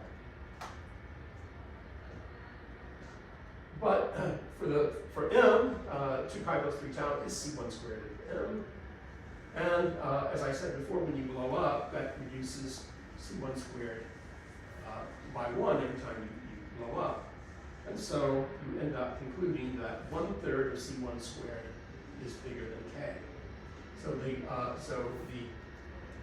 number of blow-ups, if you have an Einstein metric having nothing to do with the complex structure on a non-minimal complex surface of general type, then you haven't blown up too many times.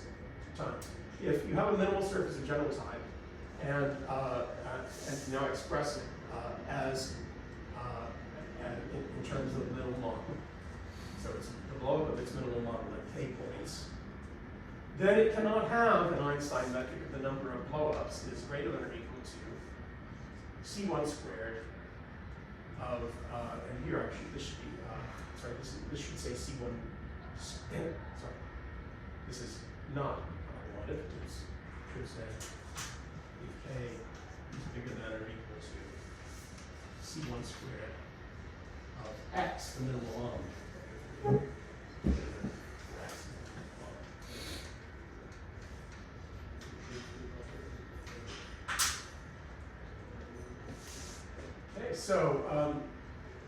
So the point is that if you were to just apply Hitch and Thorpe to this, every time you reduce, every time you blow up, it reduces C1 squared by 1. Hitch and Thorpe would say you couldn't have an Einstein metric if that became negative.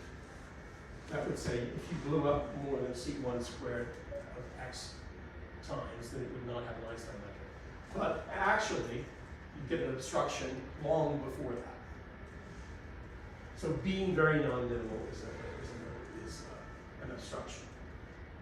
All right, so let's remember that we have the Aubin-Young theorem that tells us that we have a lot of very special Einstein metrics we can write down just by looking at where that exist. We might be able to write that explicitly. If you have a complex manifold of C1 negative, then it admits a compatible Taylor Einstein metric with scalar curvature negative. And this is equivalent to saying that the canonical line bundle is ample. That's a different way of saying it. You can embed your complex manifold in projective space holomorphically by a map where the pullback of the first Chern class of projective space is a negative multiple of the first Chern class of your manifold. All right, so in real dimension 4, this criterion of being having C1 negative, I pointed out before, is the same as saying that you have a minimal complex surface. A minimal complex surface has no CP1s of self-intersection -1. There's an extra condition here. There are no CP1s of self-intersection -2 either. All right, so there's a very concrete criterion for when a complex surface has C1 negative, which you can phrase in terms of its Caillard dimension. It has to have Caillard dimension 2. It has to be minimal, and there's this other condition of a different class of CP1s that cannot be. You cannot have a homomorphically embedded CP1 of self-intersection -2. All right, so here's an interesting example. Suppose we take a product of a Riemann surface of genus 3 and a Riemann surface of genus 2. Their product is a nice complex surface. But now I'm going to generalize the way we talked about the Kummer construction of K3. So remember K3, we took the product of two surfaces of Riemann surfaces of genus 1 and applied involution to each factor simultaneously. So here I'm taking the product of two hyperelliptic curves. So if you like, I've just drawn them in such a way that you can flip these over. There is a V2 action that has a finite number of fixed points here along the axis.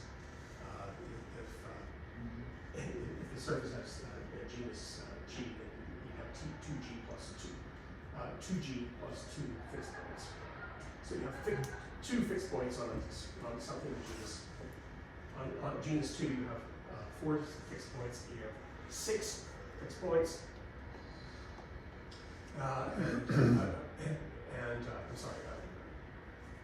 So here you have 4, and here you'll have 8, and so you'll end up, I guess, with 48 fixed points. And so you can do the following thing. You can get a certain complex, a very concrete and complex surface. It's of general type. It will be simply connected, but it will not be. It will not actually have C1 negative in the following way.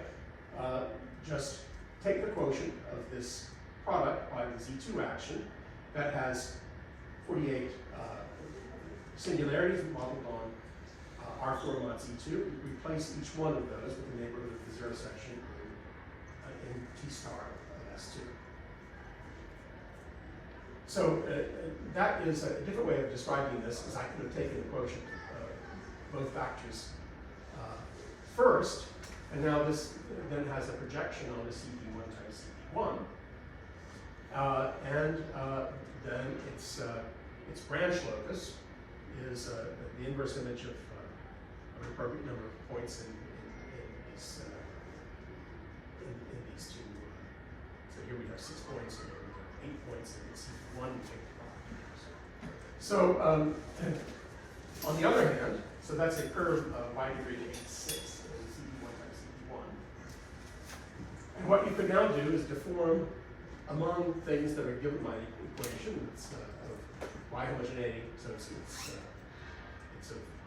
a section of the Chern class 8, 6 line bundle. Here you take a generic homomorphic section.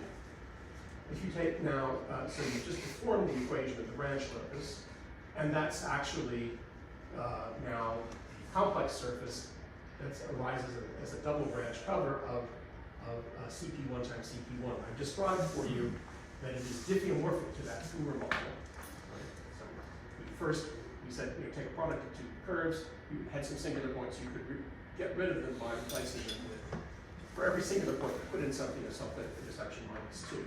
But actually, that's in deformation equivalent to this complex surface, which is a branch cover over CP1 times CP1.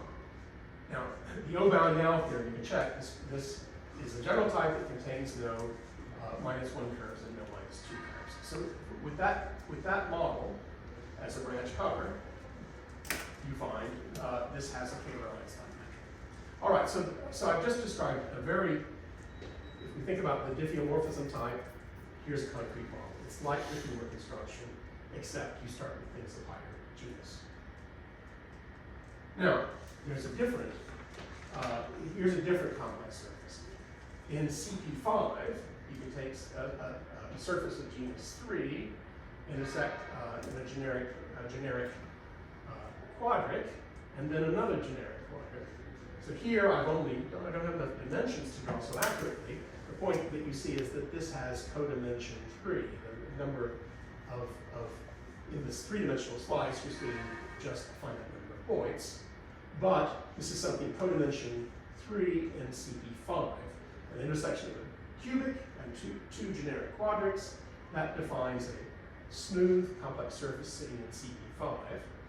And you can calculate C1 squared of that complex surface is 12. So C1 squared of 3 divided by 3 is 4. And so if you apply the previous theorem, you take this as your minimal model, blow up at 4 points, you've just found a four-manifold described as a complex surface, which does not admit any Einstein metrics. 4 reasons having to do with Seiberg-Witten theory. This is not coming out as something like this Hitch and Thorpe inequality. It's using Hitch and Thorpe to estimate curvature. Sorry, it's using the Seiberg-Witten equations to get curvature estimates. So this particular four-manifold does not admit any Einstein metrics. All right, so here's, so in the example we just said there's no Einstein metric on this, and we can just think of this as, we're not using the complex structure anyway. The Einstein metric on that smooth four-manifold does not exist in any way, shape, or form. But so I described these 2 things. One was this double branch cover over CP1 times CP1. They're both simply connected, they're both non-spin, and they both have C1 squared is 8, and geometric genus is 6. From that you can read off what are the values of G plus and B minus. You find that in both cases they have the same B plus, they have the same B minus. So Friedman says, actually these are both homeomorphic, 2 connected sums of CP2s and CP2 bars. where this is the number of CP2s, and that's the number of CP2 bars. All right, so we've got two different smooth structures on that same topological four-manifold. One of them has an Einstein metric, in fact has a Kähler-Einstein metric. The other can't have been an Einstein metric. So you can definitely see these are not diffeomorphic in a complicated way, because one doesn't have an Einstein metric and the other does. That just says they don't have the same smooth structure, right? They can't, it's a property of a smooth structure, either there exists an Einstein metric or not. So here are two homeomorphic four-manifolds, where one admits an Einstein metric, one does not. Here's another set of examples which are actually similar. Maybe the pictures are less compelling, but anyway. So one thing you can do is just, I talked about double branch covers. You can take, there's a double branch cover of CP2, take an octave curve. So this blob is supposed to represent something of degree 8 in CP2. 0 is a generic, so it could be, x to the a plus y to the a equals 8 in CP2. Okay, and now we take a double branch cover over it. So we have generic points, we replace every point with 2 points, but we only get 1 point over the branch numbers. So again, you can check, so this is a surface of general type. It doesn't contain any -1 curves, it doesn't contain any -2 curves. It's a minimal surface of general type, and it actually has C1 negative, so the O'Banial term implies that it carries an Einstein metric. Here's another complex surface, similar kind of trick. You take a smooth sextant curve, something of degree 6 in CP2, and because 6, so this is divisible by 3, you can take a triple cover over this. If you wanted to make, I mean, maybe I should say, to make these concrete, we could take our first curve. So for n, what you're really doing is, let's say, on CP2, you can say that the homogeneous coordinates are maybe x, y, and z, right? And so what you're supposed to do is take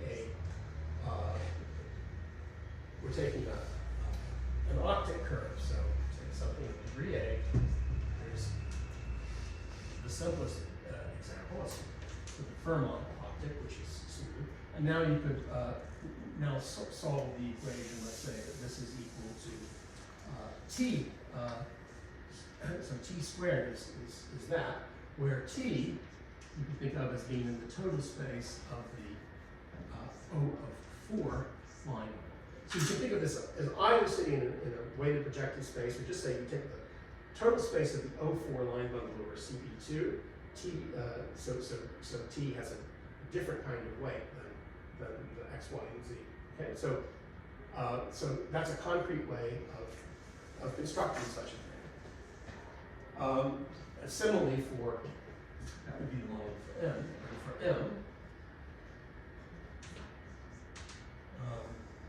for m, we have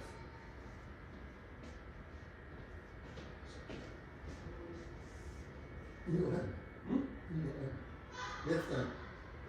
Oh, thank you, yeah. I did this with my glasses too. Where are my glasses? Thanks.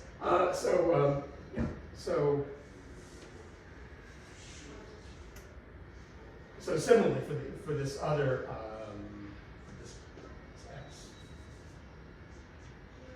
So one might be looking at similar story, but let's say x to the 6th plus y to the 6th plus z to the 6th, and now this is equal to a different letter, some u to the u cubed, where u is section is something that lives in the total space of the O of 2 line bundle again. So it's these are very similar constructions. These are standard branch cover constructions of starting with a curve of a given degree in the complex plane, you can form branch covers as long as the degree of the cover, here 3, divides the degree of the curve, which in this case is 6. All right, so now what we want to do is do the kind of the mildest change in this. We blow this up once. Okay? So here's a complex surface. This is a minimal complex surface. You blow it up once.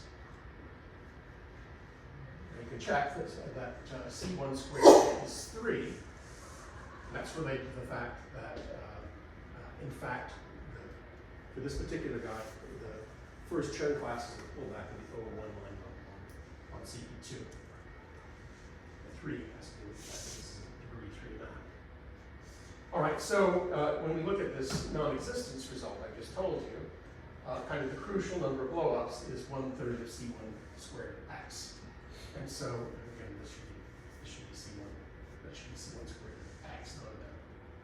All right, so we're exactly at the case. So this, if you take this branched triple cover and blow it up once, there's no Einstein metric on the resulting complex surface, or better said, the resulting four-manifold, because we're looking at Einstein metrics that have nothing to do with the complex structure.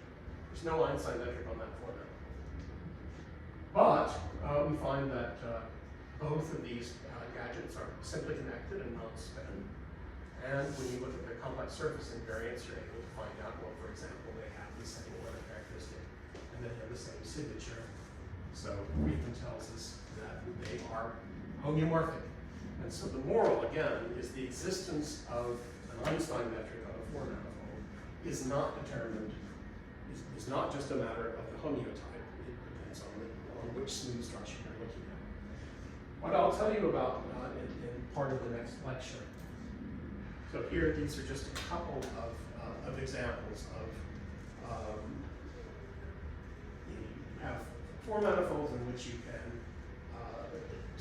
show that for one complex structure, for one smooth structure, there is an Einstein metric, and for another smooth structure, there's not an Einstein metric. What we'll show next time is that actually for things that are for simply connected four manifolds, which are non-spin. So those are things that are always homeomorphic to connected sums of CP2s and CP2 bars. It'll turn out that for most homeotypes, you can find infinitely many different smooth structures for which there are no Einstein metrics, despite the fact that for many of those topologies, you could just, for example, use Chaire Einstein geometry to prove, yeah, for some smooth structure, there is an Einstein metric. So this is an area of Riemannian geometry that really emphasizes that there are many questions, in particular related to the existence of Einstein metrics, but there are other questions where often there's a delicate dependence on the choice of smooth structure, and you get completely different phenomena as you run through different smooth structures. All right, so I hope that this has been, sorry that the slides in the second half were less carefully prepared than the ones in the first half, but well, it happens. I'll try to correct them before distributing them, and these should be online within a couple of days, with typos fixed. So I hope that this has been useful today. Are there any questions that you'd like to ask? It seems that all the examples we know, like one existence example comes from the Taylor-Einstein side, as their example, the Einstein metric is not. The basic problem is that if you try to handle the Einstein equations with your bare hands, it's a very complicated system of PDE. And we do not yet have a general existence theorem for Einstein metrics with, so next time I'll also discuss the construction of certain special Einstein metrics that are not Kähler, but actually still have some distant relation with Kähler geometry. There are some very interesting recent constructions on four-manifolds with very large fundamental groups. One can sometimes produce Einstein metrics that have generic homonymy. Often these are done by, for example, there's some beautiful work of Joel Fine and his collaborator, I don't know his name, it's Primozelli. And then there's some recent technical improvement of this by Hallenstein again, where they produce a lot of Einstein manifolds of negative sectional curvature. And the idea is to take a branched cover of certain hyperbolic four-manifolds. And so there, just take the pullback metric, there's something that's very bad at the branch levels. And then you want to modify, so you don't look at sort of working in the vicinity of hyperbolic metric on much of the manifold. You've got some hard work to do in one region. So they're able to prove the existence of Einstein metrics on certain manifolds of that type. Those are always things with very large fundamental group.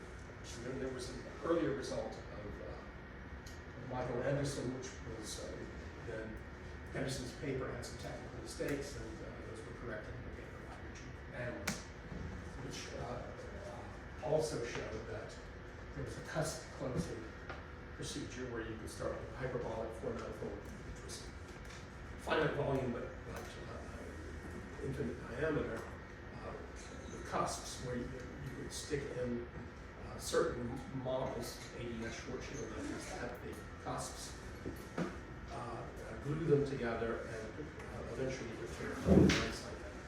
So those are examples. In fact, yes, sometimes you can try to take on the direct analytic problem of getting an Einstein metric without any constraints on it.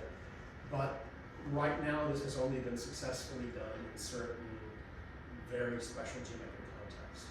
And one may hope that we'll learn much more in the coming years about solving the Einstein equations without needing something like the Kähler context, but using perhaps some generalizations of these ideas. But right now,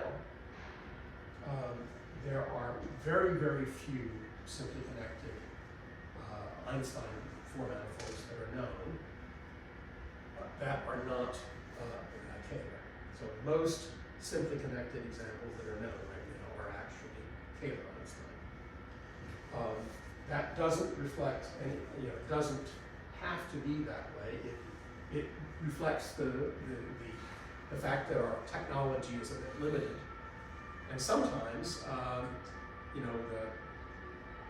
don't know how you got interested in building things as a child, but a lot of us have some, tinker toy set, or where you take some very simple things and you plug them together, and you can maybe start with some sticks and some rubber bands, and you start building things, right? In a certain sense, our current technology for the construction of Einstein metrics is a bit like that, right? There are certain things you can build with a very simple technology. Presumably, lurking out there, there's a huge world of Einstein metrics where we don't know how to construct them. So the examples that I'm discussing in this course, the existence side generally depends on Kähler geometry on some level. Often it's theory Kähler Einstein metrics. On the other hand, in terms of obstructions, the obstructions I'm describing do not assume anything about the metric. It's a Riemannian metric that solves Einstein equations. The interesting thing to me is the degree to which, if you're looking at something that's actually a complex surface, and you then pose the question, does it have an Einstein metric on it? there are many circumstances which can show that there is no Einstein metric. There's a complementary set of results using Kähler geometry, you can construct an Einstein metric. These things don't quite match. So here, for example, if you're trying to use the Kähler-Einstein paradigm, in the negative setting, you always want the surface to be minimal. It's not a blow-up of something. In this last construction, it's a kind of encouraging story because what one's done is here you've taken a complex surface. Eventually you show it doesn't have any Einstein metric because it's been blown up once. It would be the ideal result if you could say, suppose you take a complex surface of general type. Suppose it's not minimal, it's the blow of something. Prove it doesn't have an Einstein metric. Unfortunately, that's not the result at this point. Here we're in a realm where one blow-up is enough to, not only does it say you can't have a Kähler-Einstein metric, but you can't have any Einstein metric at all. But in the previous result, in the previous example, you had to blow up a few times. So my dream would be for someone to eventually prove that if you have a surface of general type and it's not a minimal surface, it can be an Einstein. But it's only in very special circumstances like this one where the result is quite that tight. Instead, the best result is it can't be very minimal.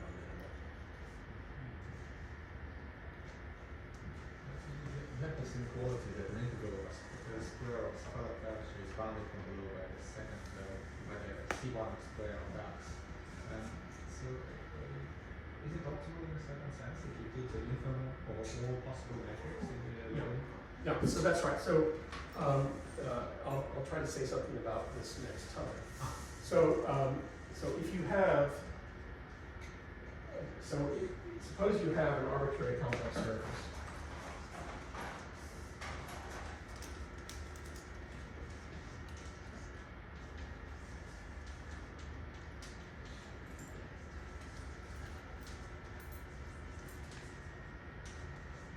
And let's say, for simplicity, I'll keep it in the case where V1 is even.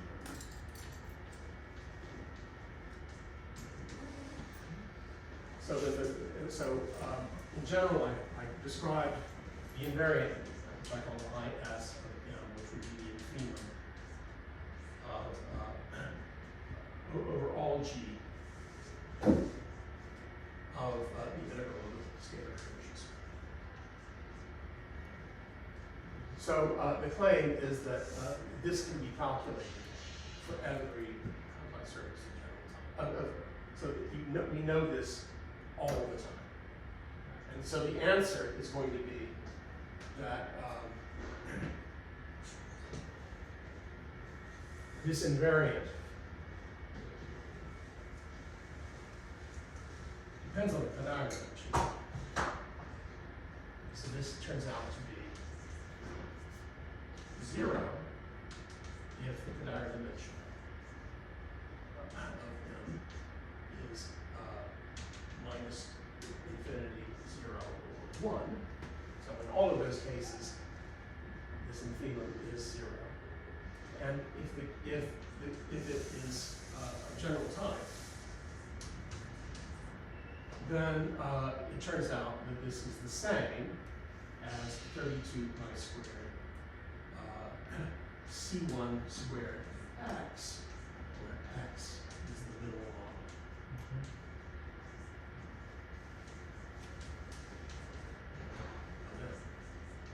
And there are other curvature functions where you can similarly completely understand what is infimum. So if you like, I mean, the non-existence theorem I talked about doesn't quite follow from this, but this is the ancestor of this fact. So if I have time, there's too much that I haven't talked about, but maybe I'll try to say a little bit on this. Isn't the surface is Kähler? This infimum is the same as if you would take over Kähler terms? No, it's not done that way. It's a good question, but no, it turns out that in general, if you were to just minimize over Taylor metrics, you would not get the same answer. And the typical case, for example, if you did this on CP2, then you would not get 0 as the integral for over Taylor metrics. But what you can show is that actually CP2 has a Riemannian metric whose scalar curvature is identically 0. In these cases, there are Riemannian metrics with scalar curvatures identically 0. In the could-I-dimension 0 case, what's actually happening is, well, if you here the typical minimal one, something like K3. K3, you take the Taylor-Einstein metric, which is Ricci flat. But the problem is that when you blow up, then you have to know what to plug in. So, but it turns out that you can find it's called Burns metrics. You can plug in it that blow ups to a front. So there are certain. So you might notice that this is independent of blowing up. And one of the tricks along the way is that if you blow up, you can put in something that has. You could actually make the metric have the actual scalar flat in some region of the exceptional horizon. But then there's a penalty to pay in an annulus of completed. So there are. So this kind of theorem involves an interplay between Taylor ideas and non-Taylor ideas. The second case is not achieved. So in this case, what happens is that if it is so if you take M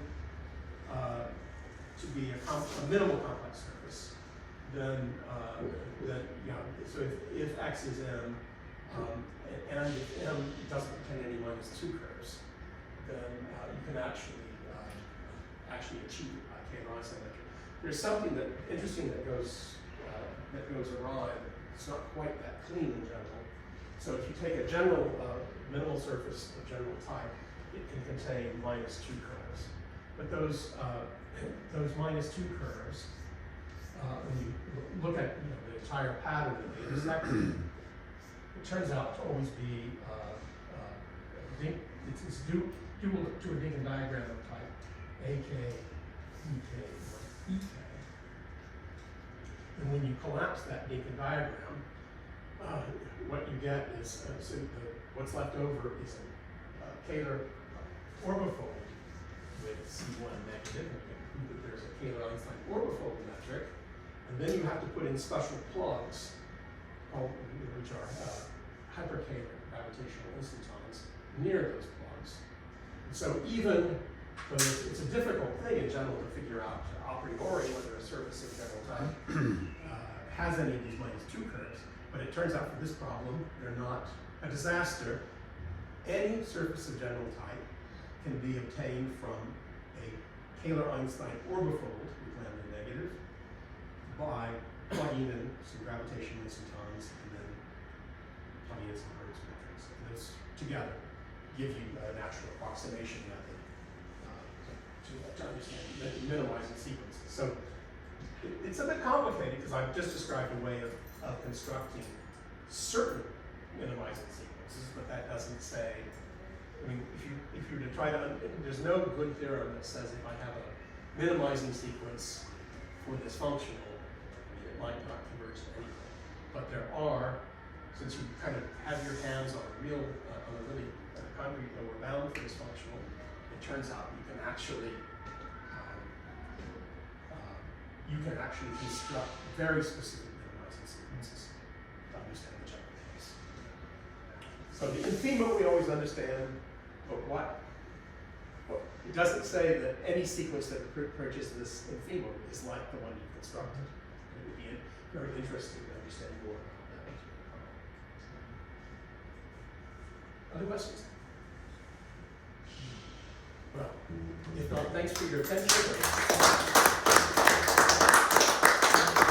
Thanks for joining the course, and hope to see a lot of you next week.